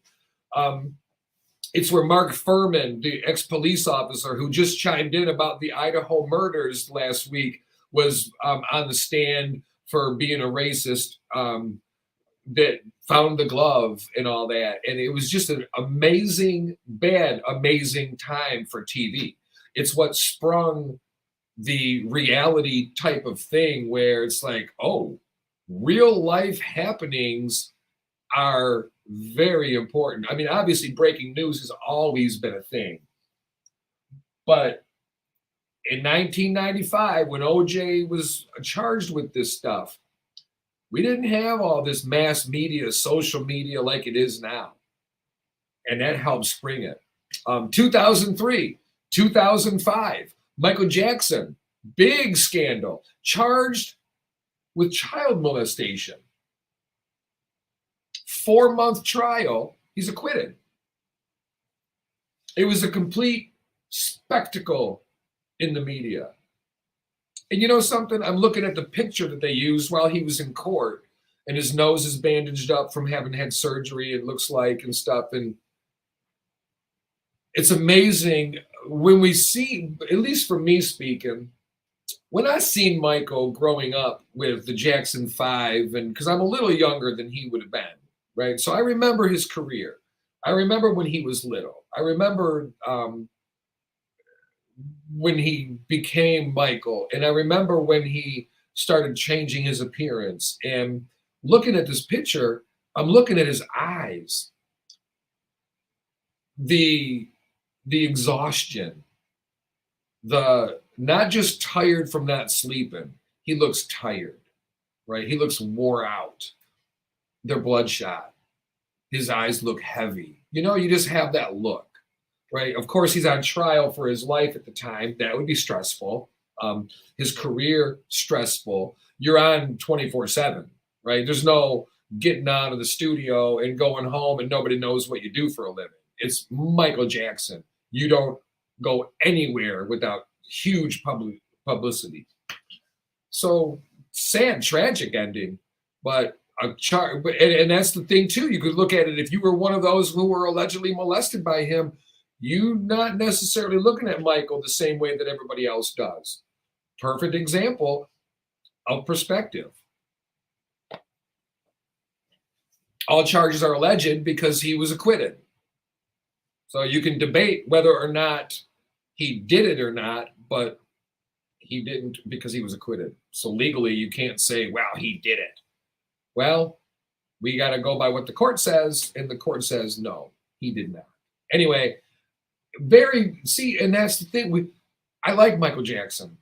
I want to believe he didn't do it, but we have to believe, what do we do today? In today's world, we believe the victim, right? So even if it doesn't fit, because man, Michael, I mean, great musician, great entertainer. Well, if it were true, if the victims are out there going, I mean, I can't believe that he got away with this. And I'm not accusing, I'm stating the fact of the matter. The victims that came forward and went to court and accused him believe that they were molested. Because legally we said no. Well, about 2005 again, Jennifer Aniston, the love scandal a little bit involved in this one. Jennifer Aniston files for divorce from Brad Pitt after 5 years of marriage, right? Months later, he debuts his relationship with Angelina Jolie. During the filming of Mr. and Mrs. Smith, it's alleged there might have been a little bit of an affair going on during filming. Apparently, Brad said, we want a love scene put in there, and they said no. And he said, okay, we'll do it off screen. See you in my trailer. When the trailers are rocking, don't come and knocking. Remember those rules. The bumper sticker. Yeah, we remember it. Nothing like some on-air coffee. What you gonna do? Gotta wet my whistle. I feel bad for Jennifer Aniston being in a celebrity, high-profile relationship already, and then having it dragged through the mud, you can't live privately. And let's face it, even though they're big celebrities, they hurt, right? When you get your heart broken, it's not like, well, I'm rich, it don't hurt. No, it hurts. You can just wallow in your money. But that's two different things. See, it's two different things. I feel bad for Jennifer because, first of all, I admire Jennifer Aniston. Never met her. Don't need to, right? But be cool to meet her. But if I don't get a chance to sit down and have a drink with her and just talk at the side of the bar and kick it, I have no interest in standing in front of a table going, oh my God, so nice to meet you. Sign my shirt for me, please. And off you go. No, thanks. I'm cool. But man, if I could sit and talk with her for a drink, I'll buy her a drink. She don't need my money. It's the point. I'll buy you a drink. We'll have a drink. I get to talk to you. She seems like a down-to-earth girl. I don't know Angelina from Jennifer. I don't feel the same about Angelina. I don't feel that we connect on that level. I don't feel that I would have much to say. I think I'd buy my drink and I'd sit there stirring it, sipping it, going, probably making weird noises like just to irritate her. Because I bet you she's a little higher class than me. I'm a little bit like trailer type deal. She's a little more like estate type deal. Like if you mean estate like trailer park, I'm your girl. But if you mean estate like fenced in yard, one house the size of a co-op, I'm from Taylor, Michigan. Google it.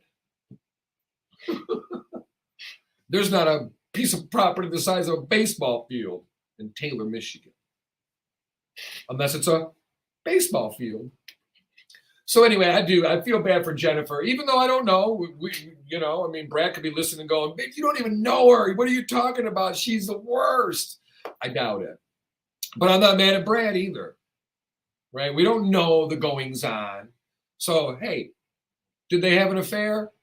I don't know. Don't care. Would I be surprised? Oh, of course not. You can't be surprised. I mean, it's kind of human nature in America.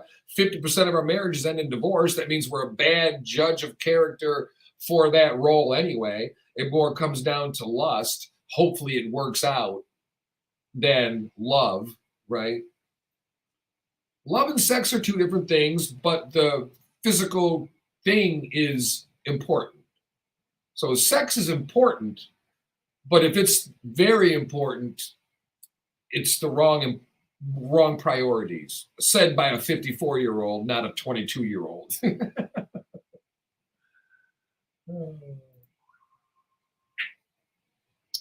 2009, Chris Brown charged for assault in a domestic violence incident with then girlfriend Rihanna, whose album just came out, new release, I believe, last week. Pictures of her battered face were released by someone close to her. Yeah. Again, not a Chris Brown fan. We play him on the air here. People love him. People have forgiven. Some people are forgivable. Other people are not. And you can't decide if what Roseanne did was more egregious than what Chris Brown did.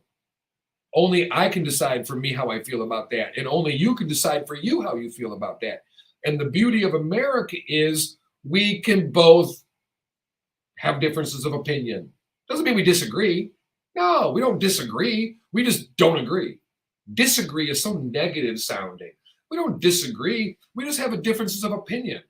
But we agree on the important things: life, liberty, justice for all.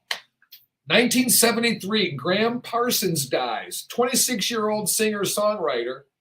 To this day, they don't know what happened. He wanted his body to be buried, his ashes scattered, rather, at Joshua Tree. But his family opted for New Orleans and a burial instead. But I know you're thinking, well, that's not really scandalous. Well, they don't know what happened to the 26-year-old healthy young man and what he died from, but his buddies Phil Kaufman and Michael Martin were arrested after stealing his body from the Los Angeles International Airport and driving it to Joshua Tree in a borrowed hearse.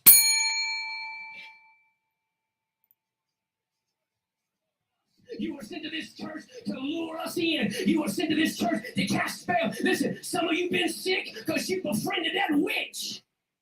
Mm-hmm. They attempted to cremate Graham Parsons, his buddies, by pouring gasoline all over the coffin, but the fire attracted the police to the scene. Gentlemen, I'll use that term loosely. Mr. Kaufman and Mr. Martin, lighting gasoline on fire will not create enough heat from a burning coffin to cremate your friend.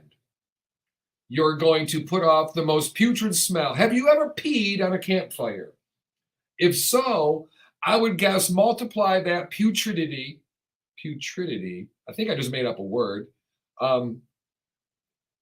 and multiply it by 10.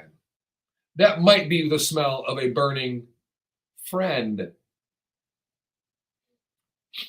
I get it, though. I do. I get it. I'm not saying it's right. Please don't do that for me if I go before you. Just let's picture this scenario, right? Your buddy, you're young, 26 years old. You're a singer-songwriter, Graham Parsons, right? I'm not sure about the Parsons family now. Unknown causes the man to die. He says previously, maybe he didn't know he was going to die, but it's one of those things. When I go, I want to be, I want my ashes scattered. And his buddies took note of that. So they go, He wanted his ashes scattered at Joshua Tree. His family said, no, that is a U2 album or song, I think. And we're not doing that. He's going to be laid to rest with a good Christian burial. I don't know that it was Christian. I'm making that part up. Right. Okay, so you're having a good Christian burial. Or what? Maybe but forget Christian, you're having a burial. The friends go, we're not going to disrespect the body like that. This is a peculiar situation. You can't steal the body. Obviously, you can't. But let's talk about if Graham had anything to say about it, he might be looking down going, yes, boys. These are my boys, see? My boys. These were my true friends that even in my death, they followed my wishes and they honored them. Don't make me start crying. They borrowed a hearse. How does that happen? Let's break that one down. I just happen to know somebody who owns one, right? Because would you really call and go, hi, my name is Sapphire. Maybe, hello, was it very sorry for your loss? Was it your mother? Was it your grandmother, your grandfather, your father? Who passed? And I go, oh, no. My buddy died. They want to bury him, but we want to borrow a hearse so we can steal the body and take it to burn it. That would be a hard sell. So you got to know the person. So how does it come to you just be like, hey, you know what? Remember when JR bought that hearse? I got an idea. We're going to put it to use. He thought it would be cool to drive around town on a Friday night during Halloween season. Oh, no. Karma playing a factor here. We're going to go get our boy. At what point do you grab the gavel and hit him in the head and go, no, we are not? But I understand the sentiment. I think that's the right word. I think that's the right thing, the sentiment of it, right? They meant well, in a way.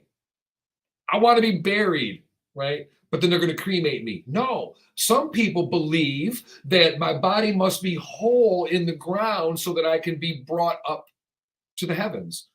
if you disrespect my wishes, what about me resting in eternal peace? What if there is more to this afterwards? You screwed me up. Thanks. Phil Kaufman and Michael Martin go, no, no, no. Graham is going where he wanted to be. So they borrow a hearse, steal the body in the coffin, attempt to cremate him by pouring gasoline all over the coffin and setting it on fire. True good friends, man, but just not too bright, right? With friends like you, who needs enemas? And this one, it's tragic. It's tragic in many ways. Whitney Houston found dead in a bathtub during Grammy weekend in 2012. Almost 3 years later, daughter Bobby Christina Brown found unconscious in eerily similar circumstances. Bobby Christina was 22 years old, in a coma for 6 months before she passed away. Tragic, and many levels. I mean, you've got it all. You're Whitney Houston, right? But again, the fame, the money, all the things we clamor for, not always a blessing, right? The lottery. I want to win the lottery. It's $333 million. Oh my God, my prayers are answered. And then you turn on the news or you turn on the TV and you see, lottery ruined my life.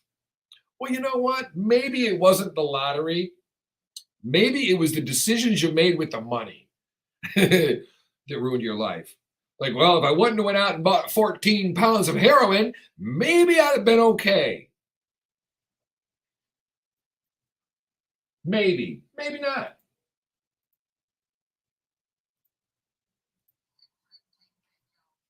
(1977) Elvis Presley found dead in his Graceland mansion. Officially ruled a heart attack. Many believed drug abuse was involved. Well, in 1977, we didn't have the education we do now. A lot of the drugs that he may have been on may have caused a heart attack. So we don't know. Doesn't matter. It doesn't matter. The king had died. And I remember watching him on ABC in Hawaii. I wasn't in Hawaii. He was. I didn't get it. I was a young child when he passed, right? 1977, I was 9. 68, 77. Math in public. I could be an educator for your school, for your kids too. I could teach them how not to do core math. Remember the FOIL law? Anyway, Elvis found dead. People were beside themselves, right? The king. People went crazy. Forrest Gump taught him how to dance, by the way. People went crazy for Elvis. The hip shaking, all of that. And I still listen to his music today. Love it. In fact, one of my favorite songs from him, I'm learning on the guitar, pretty simple, Burning Love. Quick changes, but pretty cool song. So the death of Elvis, still talked about today. No mystery surrounds it other than, was it drugs, but ruled a heart attack. Speculation would lead most to think, yeah, it probably had something to do with it. But we don't know. And really, it doesn't matter, right? I mean, it doesn't matter how. It just matters that it did. Oh, the sex tape. The stolen and leaked sex tape. Tommy Lee, his tripod, and Pamela Anderson. A rock drummer from one of the biggest rock bands of the 80s, carrying around your own thick drumstick, like the one you beat the bass drum with. I mean, what more could you want? He was pretty proud of it, probably. But they're mothers and fathers now. I mean, as a parent, Not that I've ever done any pornography, but as a parent, wouldn't you worry that your kids would see that? And I'm sure the kids would be like, that's my mother. I do not want to see that. Not at all.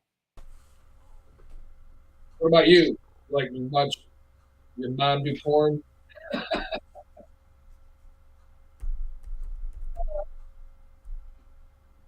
There, are you there? I hear you a little. I hear you a lot. Oh, now I hear you a lot. All right. Good day, sir. Get your face into that microphone and talk. I'm talking pretty loud. Now we're talking about scandals in Hollywood and love affairs, and we're talking right now about the tripod that is Tommy Lee and his sex tape that was leaked with Pamela Anderson back in the mid-90s. Okay. I never seen it. I think I did see it, actually. It wasn't overwhelming or anything. I mean, I suppose in the 90s it was shocking, you know. Yeah.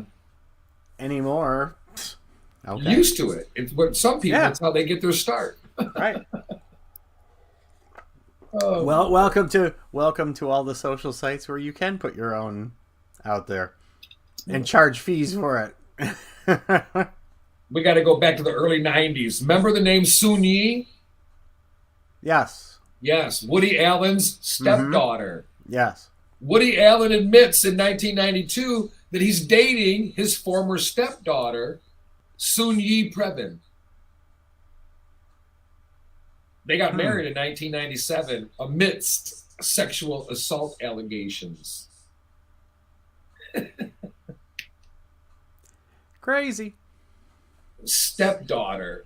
So I was married to your mother. I have a stepdaughter. Mm-hmm. I could not imagine. I'm 54. She's 32. Okay. I could not imagine. I could not fathom that. There's no connection there of that sort. Right. For Woody Allen to fall in love with his stepdaughter, it's disgusting. How do you emit that emotion? Right? I mean, it's got to be more lust. And that's perversion. Yeah. Right. Right. And right. Yeah. I mean, yeah, I don't get it. It's not anything that I can process, which is probably a good thing for me. I mean, we were adults in 1992, obviously. Yeah, right. I was just coming home from the from the Air Force in 91. I came home in 92, ish. Mm-hmm. I remember this. And now that's when I was in my young 20s, right? Mm-hmm. Now I'm 54 years old. I look at this now and I go, you're dating your stepdaughter back in 1997. He looks to be about mid-50s. Mm-hmm. And she was nowhere near that. Oh, no. But even forget the age difference. Maybe, and I'm not saying, maybe she wasn't a minor. I don't care. I'm 54. My stepdaughter's 32. That connection doesn't exist. There's no way to get them two wires to connect. But is it the age difference or is it the stepdaughter difference? It's the stepdaughter difference. And it's not because you make a conscious choice not to have that relationship. It's because it's not fathomable. Mm-hmm. Right? I don't understand that whole incestual relationship. Well, what about having an abortion because your uncle raped your daughter? What the hell is wrong with the uncle? Mm-hmm. So it's, to me, it's not the age. It's the relationship and it's the wiring. Mm-hmm. Like you don't not go after your daughter or your stepdaughter because you're controlling yourself. You don't do it because you don't think that way. Mm-hmm. It's not a thought. It's not right. what you know. So to me, I go looking at it as a 54-year-old. I look at Woody Allen's related relationship with Soon Yi a lot different. Mm-hmm. You know, and yeah, an age difference is one thing. Extreme age difference is something else. I mean, you know, I can I can enjoy the company of younger people that are intelligent and well-spoken and polite and have their stuff together and are doing things with their life. I mean, those kind of people are motivating regardless of their age. However, if they're 21 in college and I ain't anywhere near that anymore, I probably wouldn't be looking there. But, you know, I mean, age difference can be a big deal, and sometimes you can hit the right mental mix, you know. But not in the stepdaughter kind of way, no. I know. I just don't get that. I don't understand how it can get there. And it's not about control. It's not about saying, oh, if that wasn't my stepdaughter, I'd be.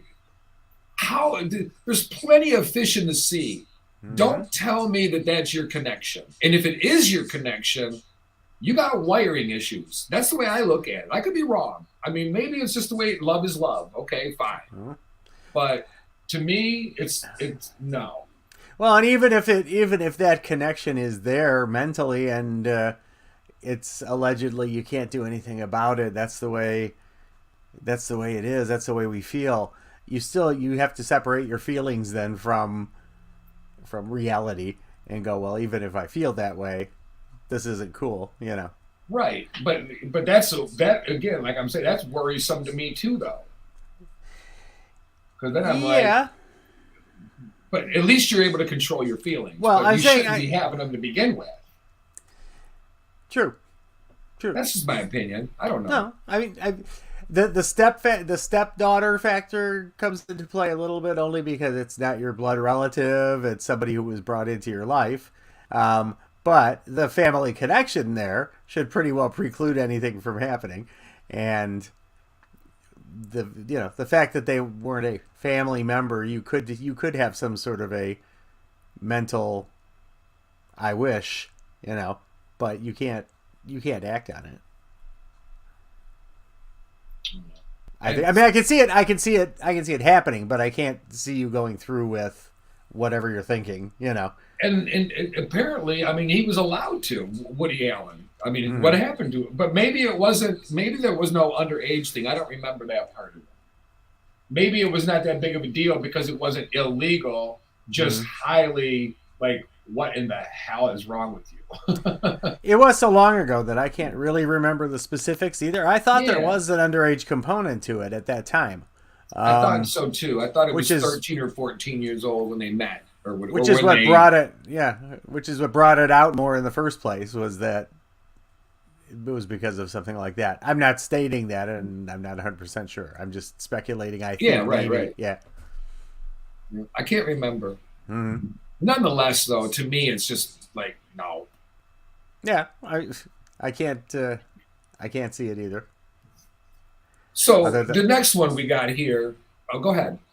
No, I was just going to say, other than if it did, under that particular circumstance, then you squash that and you move on. You don't do that. You don't act on it. You do have control as a human being to make better choices and remove all temptation from anything like that.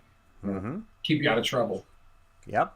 1997. Boxing fans will remember this. Mike Tyson and Evander Holyfield. Mike Tyson bites off a piece of his ear and spits it on the mat.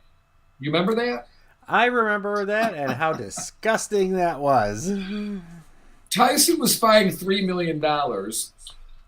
Evander Holyfield was rushed to the emergency room for surgery. Mm-hmm.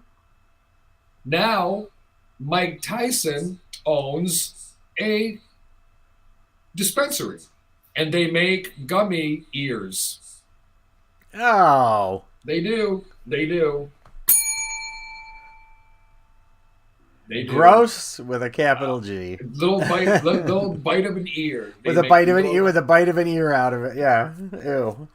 I know. You're making money out of an illegal felonious assault. When you bite someone's ear off, I know you're in a fight, but boxing is a sport.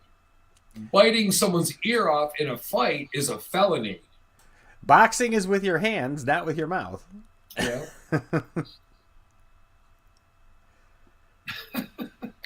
Yuck. I mean, I could enjoy my gummies, but not that. I know, gummy ears. I'm like, come on Take now. it. Just every time you put one in your mouth, you're going, ew, I'm part of this. Now, this is terrible because this involved a kid. 2010, Sandra Bullock announces her split from Jesse James, right? Infidelities became public knowledge.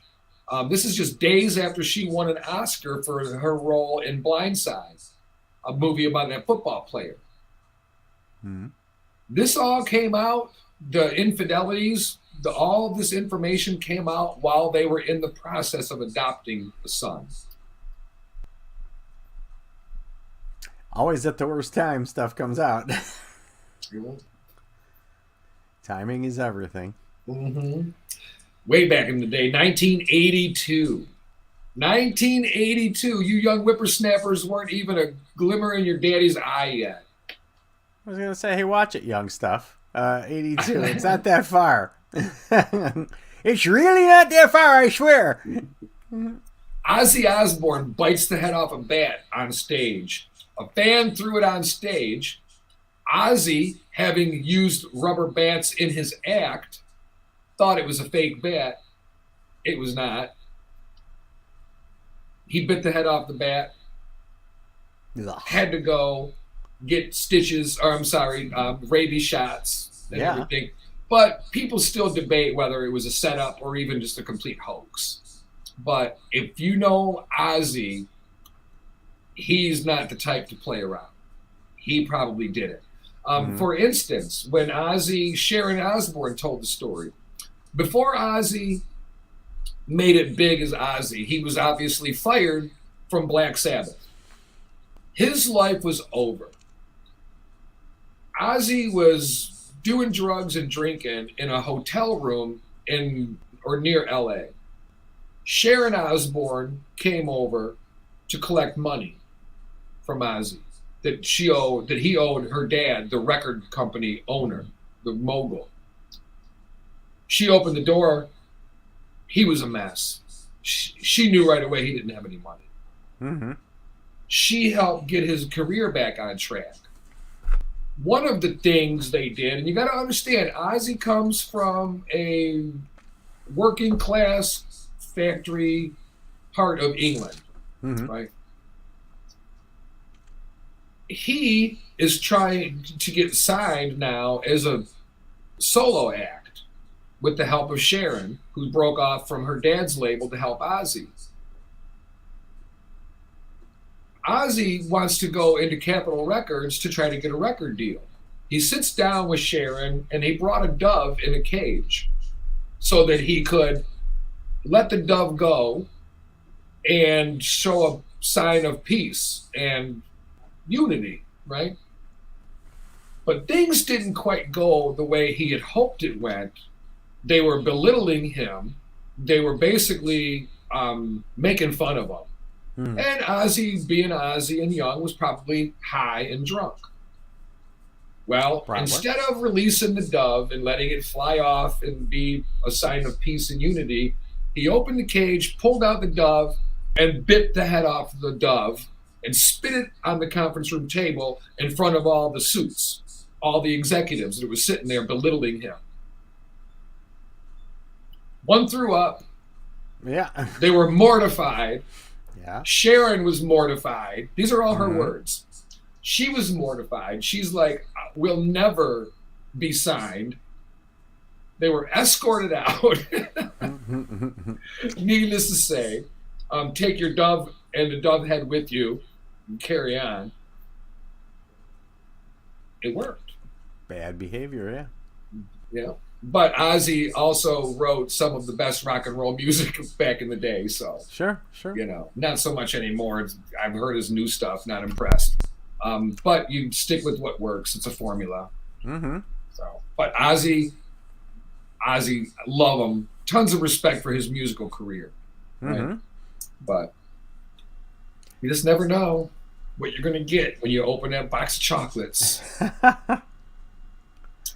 Yes, complete with bird heads and bat heads and Another sex tape that I didn't see Kim Kardashian and Ray J. Oh, no, I didn't see that one. No, but the picture they got of them is pre-Kim, what she looks like now, but she's still beautiful.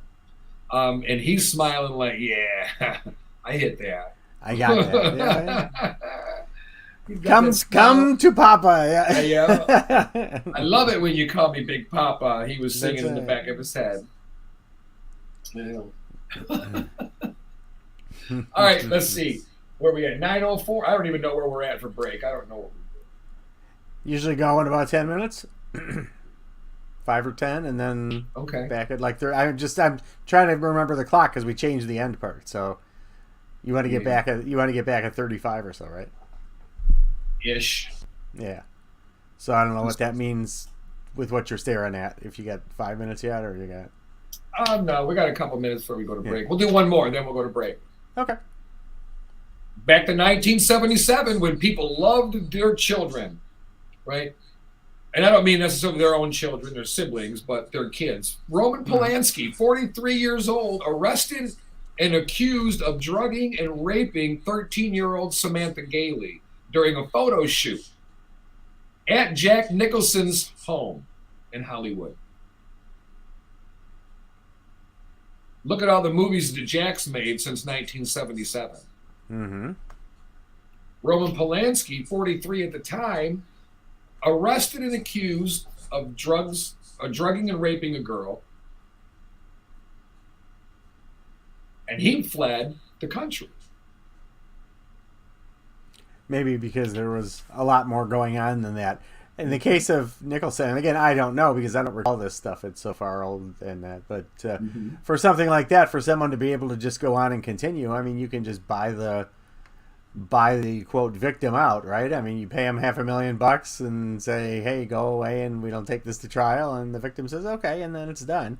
The deed was still done, and it goes, it just doesn't go legal. It was handled behind the scenes, I'm sure. I'm not sure, actually. I'm in my head, the visual, the thought process. That's what I'm sure of. So he pled guilty. Roman Polanski pled guilty to one count of unlawful sexual intercourse with a minor. It's called statutory rape. Right? Mm-hmm. Mm-hmm. That was in August of 1977, but he fled to France from the United States before the sentencing and has been a fugitive ever since. He's still around? He's still around. Okay. He's got to be on his last legs by now. Well, you got to figure he's pretty old. That's what I mean. I wondered if he was still with us or not. Yeah. Believe he is. He's also accused by 4 other women who have come forward with similar accusations. Despite this, he's being honored with a retrospective in France.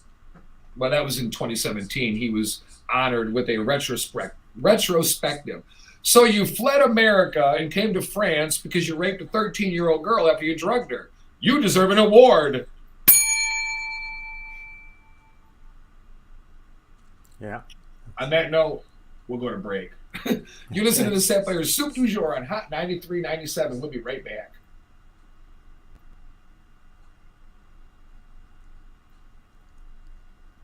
Oh, Christ. Oh, we got problems. Uh-oh.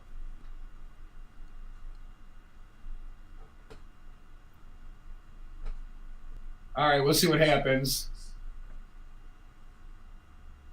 Those songs just disappeared. But this Well, one's working. that's not cool. All right, this one's working. Lordy, lordy.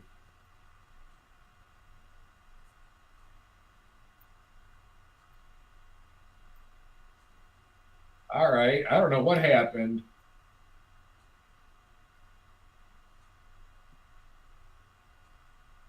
All right, let's see. This all the way to this. Oh my goodness. Hold on, let me see. 1, 2. So we may be back early, is what you're saying. 3. Yeah, I'm gonna put 3. I'm gonna try to get 4 songs in here. Doha Cat.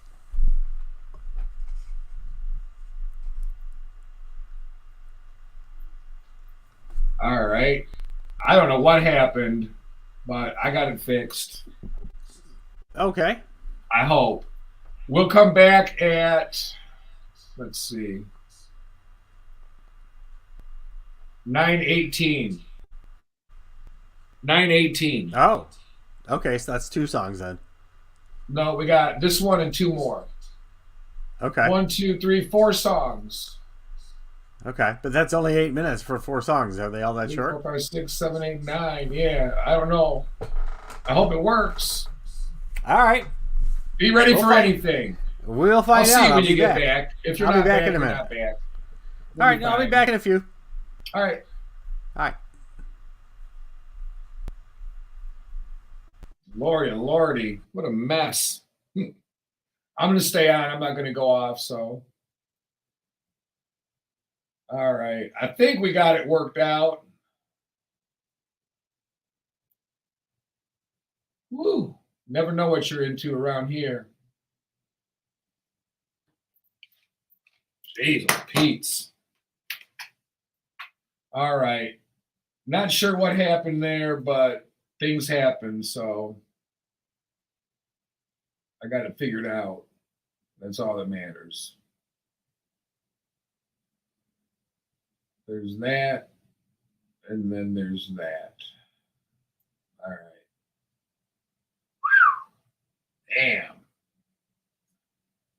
Got a little hectic there for a second. All the music wasn't where it was supposed to be. Ish. All right. Now we're eating plus. All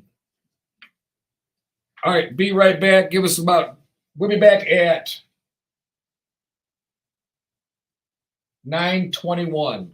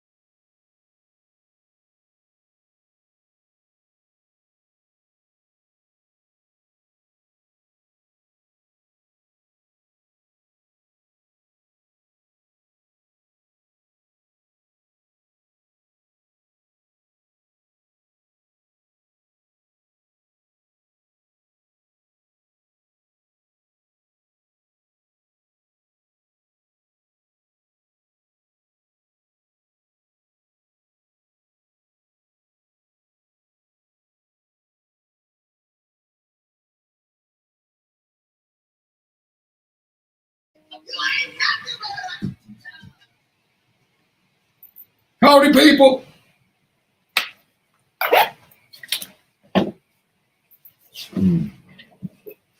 Brr, it's chilly.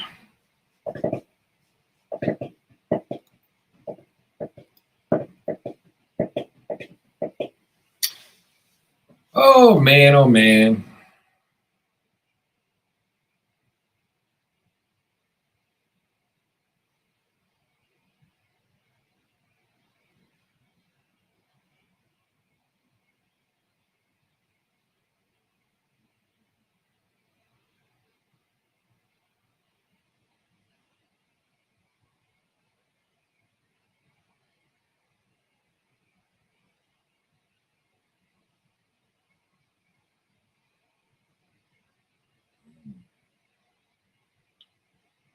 I just want an ugly dress.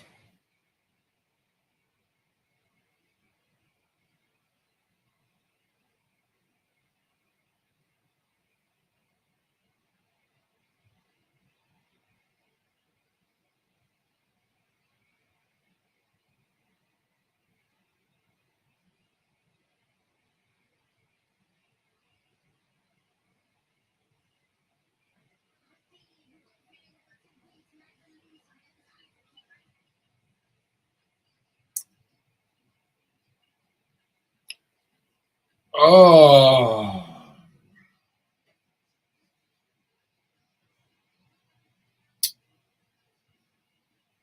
Oh, Hanoi Jane. 1 minute, we're back on the air. Even if you don't care, put your hands in the air.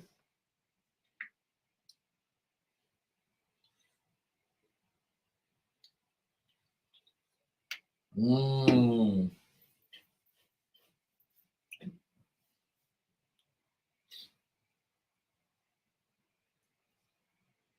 35 seconds.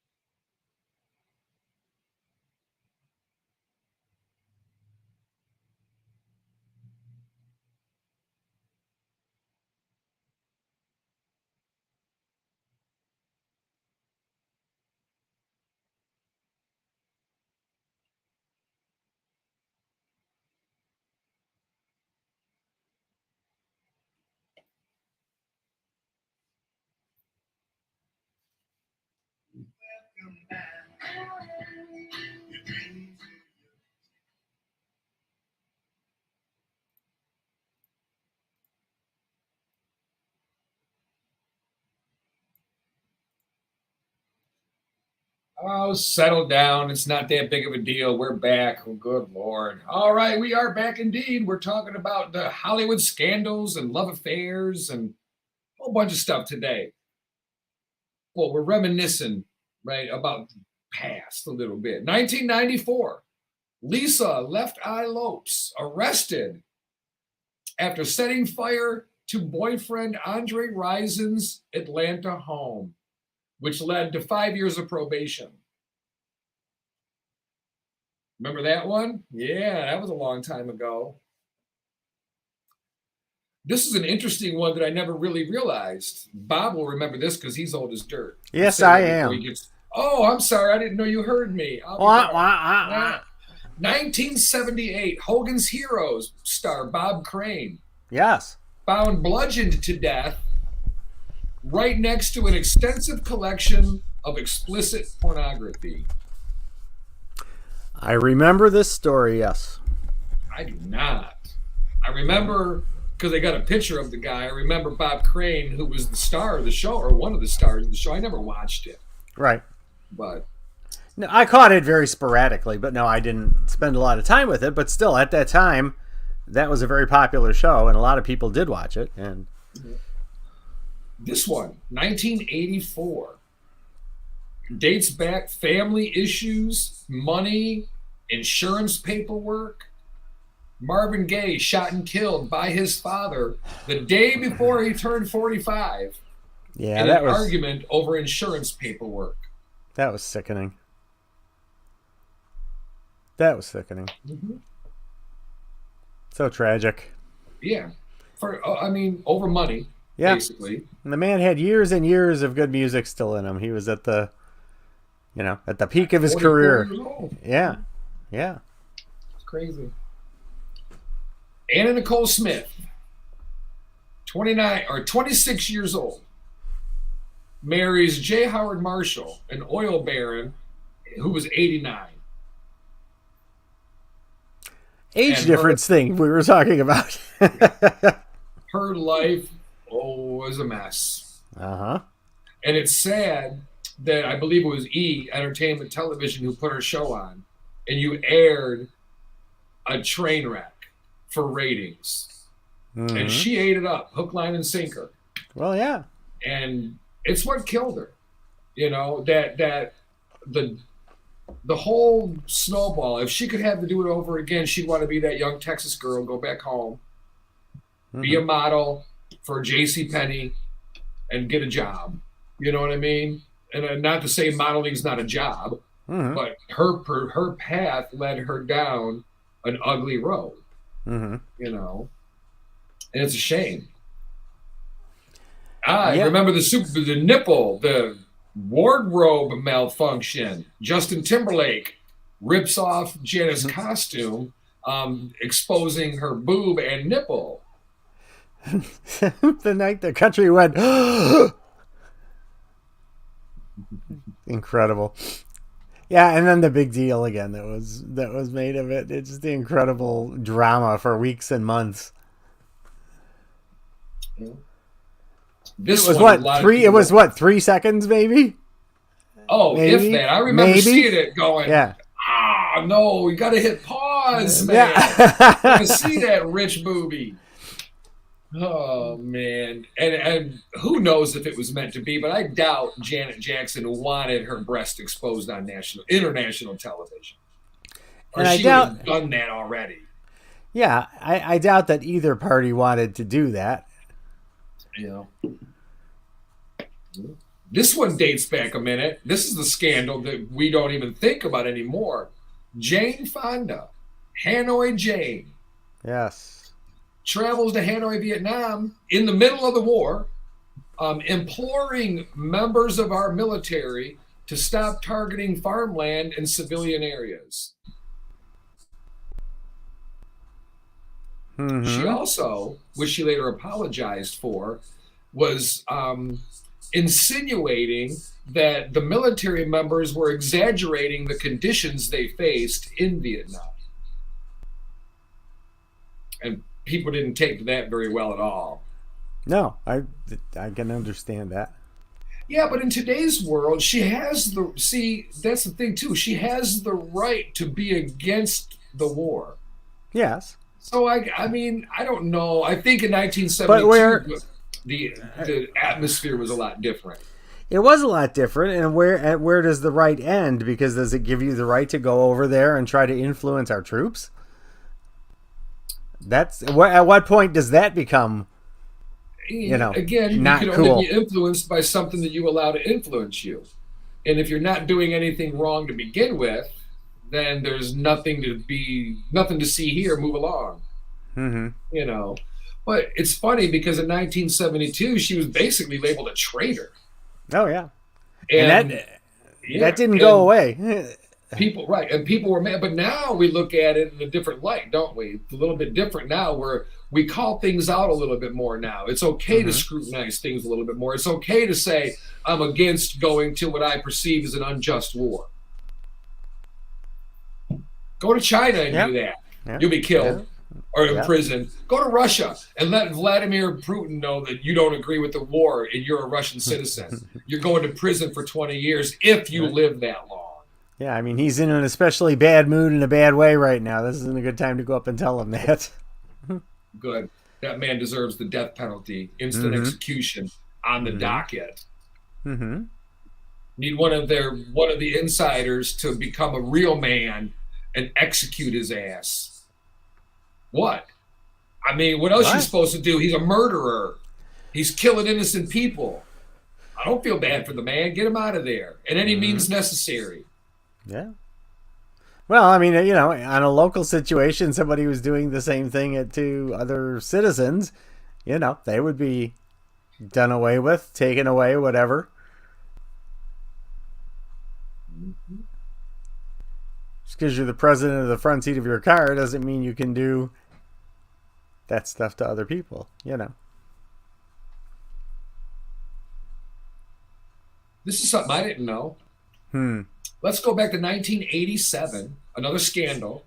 Matthew Broderick, Jennifer Gray, involved in a fatal car crash in Ireland that led to the death of a mother and her daughter. This took place just days before Dirty Dancing came out in theaters. And Matthew Broderick was convicted of careless driving for the incident. Never knew that. I was thinking it wasn't. Who's the other one that is that Matthew Broderick? But I forget his name. Who kind of went sideways and cleaned himself up? Robert Downey Jr. Yes. Yeah. That's who I thought of when I heard the story. Yeah. No, Robert Downey Jr. Yeah. Mm-hmm. How about this one? Sonny and Cher, 1975. After 13 years together, they announced their divorce. 4 days later, Cher married Greg Allman. No. So it was in the works True for a love, while. baby, true love. That was in the works for a while. Yeah. Everybody wants a sex tape with two women, don't they? Now, Rob Lowe, in 1988, he got busted because one of them was underage. No. He denied knowing that she was underage. He was never charged with the crime, but did settle a civil lawsuit with the family. Mm-hmm. And he restoked his career. Robert Downey Jr. restoked their career. Right. Let's take this into account. In 1988, Rob Lowe does a sex tape with an underage woman, says I don't know about it, and people go, okay, be in my movie. Robert Downey Jr., he was arrested multiple times, drug problems, let's see, driving high and naked down Sunset Strip, throwing imaginary rats out of his car window. He does jail time, numerous rehab stints, before now his wife, Susan, helped him become sober, helped him commit to sobriety. You're driving high and naked down Sunset Strip, throwing imaginary rats out of your car window. I'm not mad at you, but don't drink and drive. I'm glad they didn't catch me. Oh, my God. Oh, man. God darn it. That's something. A naked drive. What's wrong with that? Let's go back to Sonny and Cher. 13 years of marriage. Mm-hmm. I'm sorry, 13 years together, 6 years of marriage. 4 days after the divorce is finalized, Cher marries Greg Allman. That's the tramp part of Gypsies, Tramps, and Thieves. Oh my God, I love it. I never knew that, but I remember the Sonny and Cher show. Oh yeah, I was a young child. And can we bring that back? Can we bring back the Carol Burnett type show, the slapstick comedy, the skits that are done that are hilarious, that they can barely, Tim Conway can barely get through without laughing themselves? The one where he's in the dentist, and it's that's just the stuff. Hilarious skit. When they're doing these skits and they hit bumps in the script or whatever, and they can't keep themselves together without laughing. That's some of the funniest stuff on television. It just is. It's like, it's live, and it's pretty hysterical to watch them not be able to function properly. Right. You can't. You practiced all week reading these lines, and now you're putting them out there, and you're going, I can't stop laughing. Now you're laying on the floor, holding your belly, laughing your gut out. It's like It'd be funny. He'd be sitting on the arm of the couch or something, and Carol Burnett would say something. He'd say something back, and they'd know it wasn't part of the script because they'd start laughing. well, And they then it smirk. was You like, see the oh, smirk. Here we go. Yeah, you see the smirks, like they're trying to keep their faces tight, and it's like they can't keep on smiling, and they're holding that laugh in because they can't laugh in the script. Go back Good to stuff. 1992. Go on Saturday Night Live. Remember, Sinead O'Connor rips up the picture of the Pope, Pope John Paul II, while performing War from Bob Marley, to comment on child abuse within the Catholic Church. I remember that. She was shaking like a leaf on a tree. She knew what she was doing. She knew it was suicide to her career. But the statement was more important. Right. And again, maybe it didn't have to be suicide to her career. It certainly gets her face out there, and what they say, you know, any press is good press because you could always put the appropriate spin on it. But definitely controversial for sure. Uh-huh. And how could you not talk about Scandal without talking about Charlie Sheen? Oh, Lord. That guy. He's a walking hot mess. Yeah. You could say that. I haven't heard much about him lately, though. Don't know what kind of projects he might be working on, but he's not been in the limelight lately that I know of.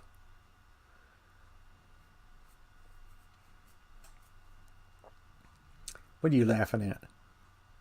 I see you trying not to laugh at something.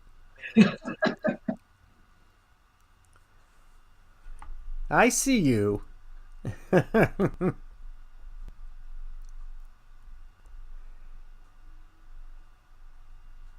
No, like really, what are you doing?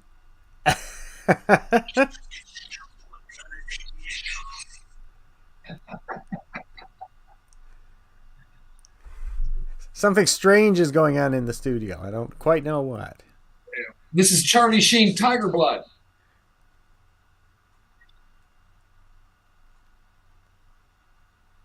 Remember when he said, I got tiger blood? I got tiger blood running through my veins. Hashtag winning. Ah, yes. Winning. That was his thing, yes. It's a tiger blood mix. You're welcome. That was him when he was doing the winning. He went and having his little meltdown there. Right. I'm tiger blood. Bragged about it. He was one for meltdowns. Another one I didn't know about. Does the name Brenda Harvey Ritchie ring a bell? No. Well, Lionel Richie does, right? Right. Well, Brenda Harvey Ritchie had a relationship, you might say, with her namesake husband. Well, she was arrested after allegedly catching Lionel cheating on her with Diane Alexander. She drop-kicked each of them because she walked in and saw them, and the police walked in and saw her assaulting them. And some people would say, well, they have it coming. No, violence is never the answer. We got to learn that. Yeah, Now, all here it we does go. is usually step things up and make it worse, yeah. Today is We Say Gay. It's Friday. We Say Gay Day. 1997. Ellen DeGeneres sitcom Ellen canceled after both the character and her come out as gay. I will say this. I wasn't a big Ellen watcher, but once she came out as gay on the show became about being gay, and it lost its storyline a little bit. My opinion. Mm-hmm. So people lost interest in it because the storyline changed. Not homophobia. That's my opinion. Mm-hmm. Because if it was homophobia, she would have never just had a 20-year run as the top daytime talk show queen or king, if she identifies as a king. I don't know. Well, maybe. Maybe you're both, a queen. That's right.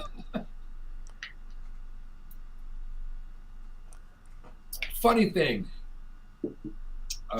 open lesbian woman, openly gay woman, 20 years on NBC. Nobody cared. The people that did care didn't watch it. Didn't affect her life. She was very successful. Transgender people are now finding themselves in positions of on air. We're doing a radio show. I'm transgender. There are people now more accepting to it. There's nothing to be afraid of. I mean, if I sneeze on you, you're not going to get tranism. You're gonna get converted. You know.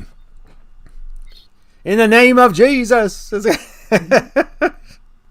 I mean, I remember when she came out, when Ellen came out, and I remember that, and I remember that the show did take on a different storyline. Right. It was more about LGBT awareness and her being able to write into her character who she really is. Playing yourself is a unique thing, I'm sure. Right. Because especially in that point, yeah. How do you play a character of yourself? You're you. Right. So, interesting,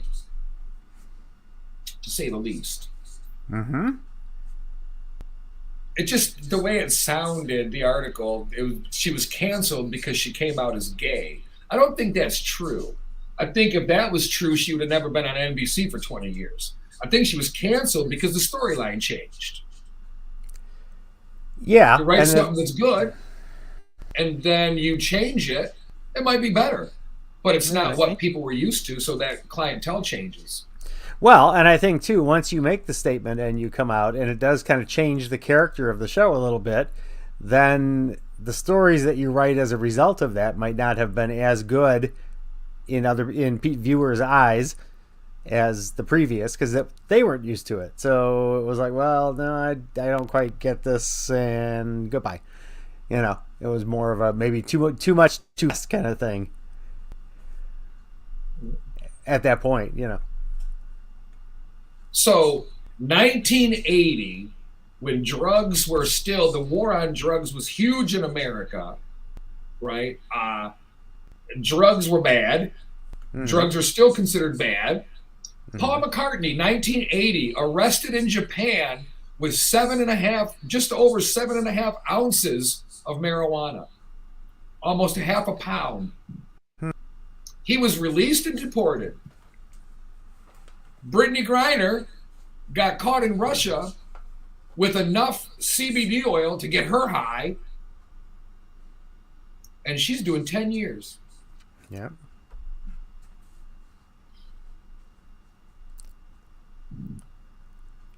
I don't know. Sickening. Yeah, I know. I mean, yeah. Sickening. And that's not even about race. That's about politics, I believe. Right. I believe if it was a white NBA player who did it, a WNBA player, they'd be in the same hot water. I don't know that race is a factor in it, but I know that being an American in Russia, that's what is the biggest thing. But maybe it does. And also, I'm worried for her because she's LGBT, and they don't allow that there. So you live in a country where it's allowed. Well, that's 2 strikes then. She's American and she's LGBT, so so you know, double penalty, and you're never coming back. Yeah, it's like interesting to see if they're able to politically work that out sooner. Yeah. This thing in 2003 turned a lot of boys into men real quick. Pop princesses Britney Spears and Christina Aguilera both swap kisses on stage with Madonna at the Video Music Awards, MTV Awards. Right. Guys went right to the bathroom with that. Nowadays, see, in 2003, social media wasn't quite what it is now. There'd be guys running to the bathroom, hitting pause on that, and being like, "Be back in 3 minutes, honey. Give me a towel." That's Don't use the hand towel, please. Come on, Kids wipe man. their mouth with that when they're done brushing their Stop teeth. it. So gross. You know that Farrah Fawcett was only on Charlie's Angels for 1 year? Only for 1 year. I don't know. She was sued, though, for breach of contract. She left the hit series after 1 season and got sued. Maybe that's why she was maybe out for more than 1 year. She got sued and had to go back. I don't know. Could be. These are all Hollywood scandals, love affairs.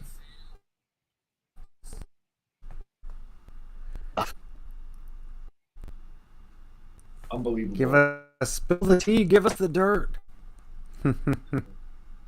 Unbelievable, some of the stuff. Arnold Schwarzenegger and Maria Shriver divorce after he has an affair with the family's housekeeper.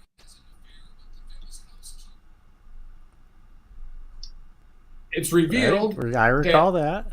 Yep, the lady who he had an affair with, the son was Arnold's child, conceived while Maria Shriver was pregnant with their youngest child, and they were born days apart.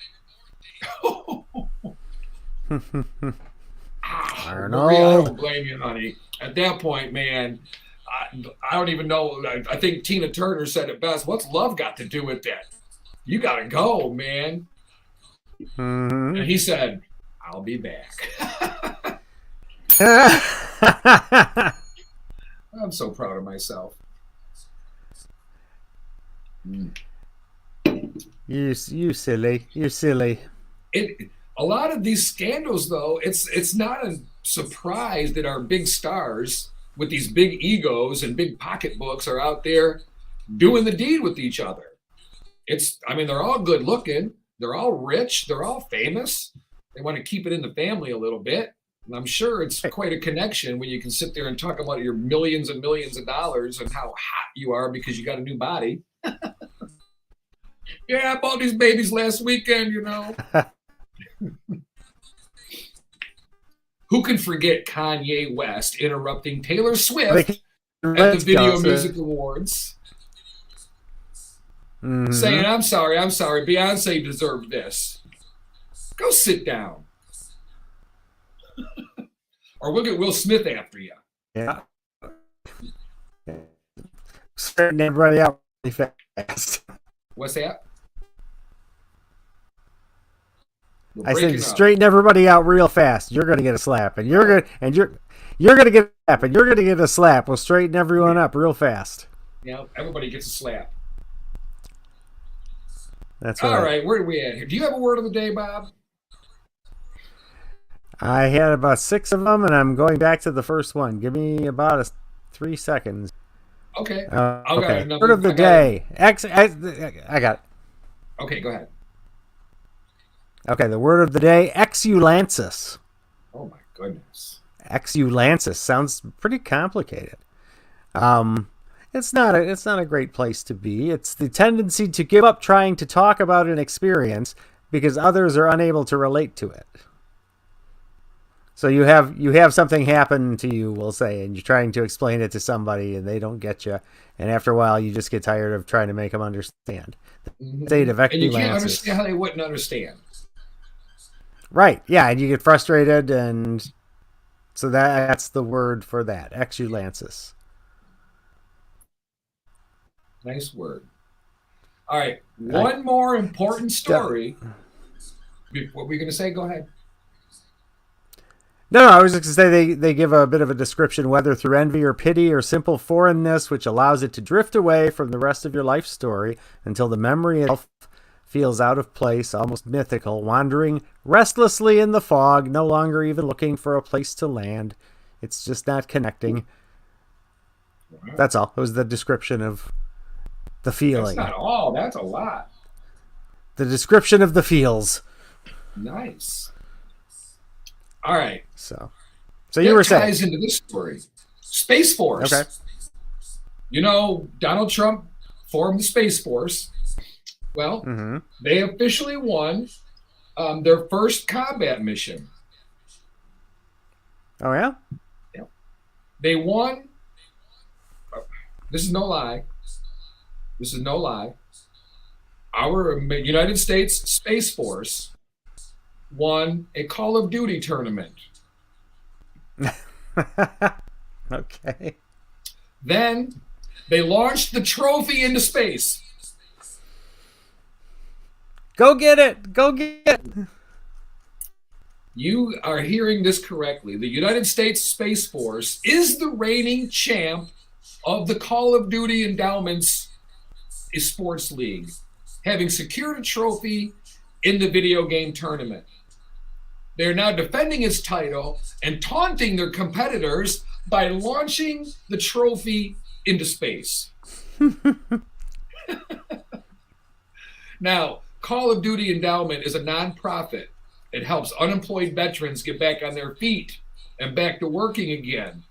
And every year, the endowment hosts the annual video game tournament called Call of Duty Endowment Code Bowl. The Code Bowl sees all 6 branches of the armed forces and 3 branches of the United Kingdom's military competing in the tournament, with all the proceeds going toward Code, the Call of Duty Endowment.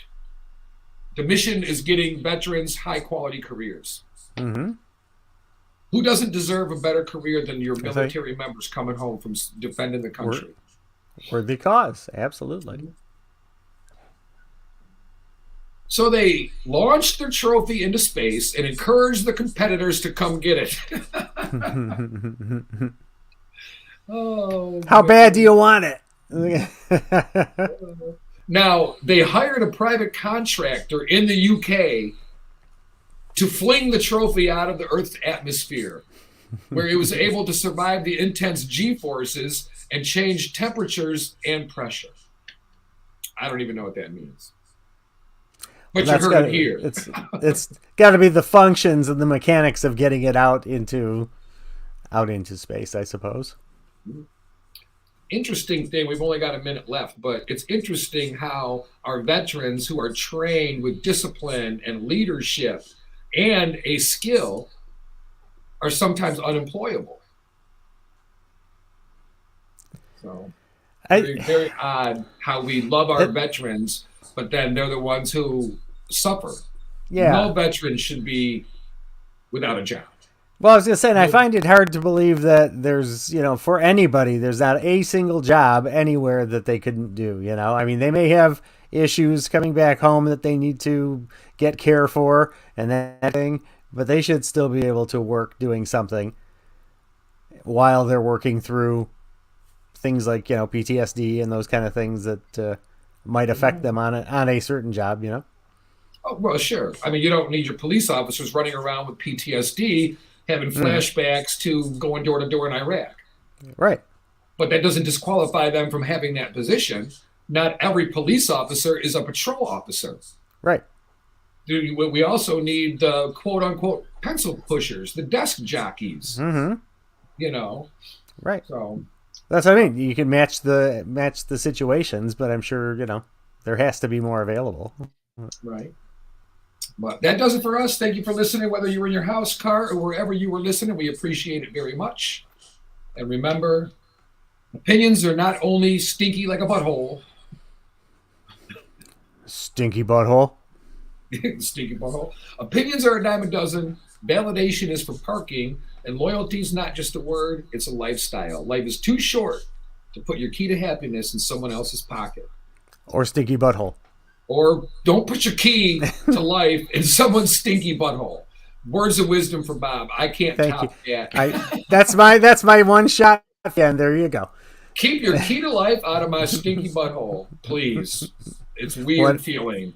Whatever In a you world do. where we can be anything, be kind. We have no idea what a kind word or a friendly smile can do to impact someone's day, maybe even change their life.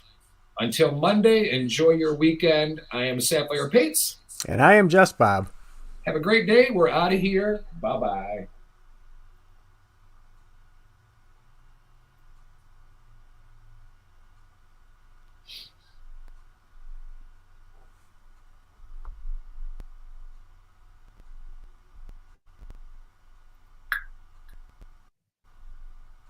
No, you don't. You do nothing of the sort. All right, there's that. You can hear me? I can now, yes. All right. Thank you for watching our broadcast and listening today. It was a pretty fun show. I thought I had a fun time. Everybody else had as much fun as I did. Shit, I had a good time. I enjoyed it. Interesting talking about some of those scandals. I didn't know because when you're younger, you hear the story, but you don't relate to it, right? Right. And since you don't relate to it, it doesn't really matter in your head that much. You don't pay attention to it. Other things are more important. Like the Roman Polanski thing, I look at it now, or the Woody Allen thing, I look at it now and I'm like, hell to the no, man. That's like, but some people it's okay, some it ain't. All right, thanks for watching the broadcast. We're out of here. Have a great one.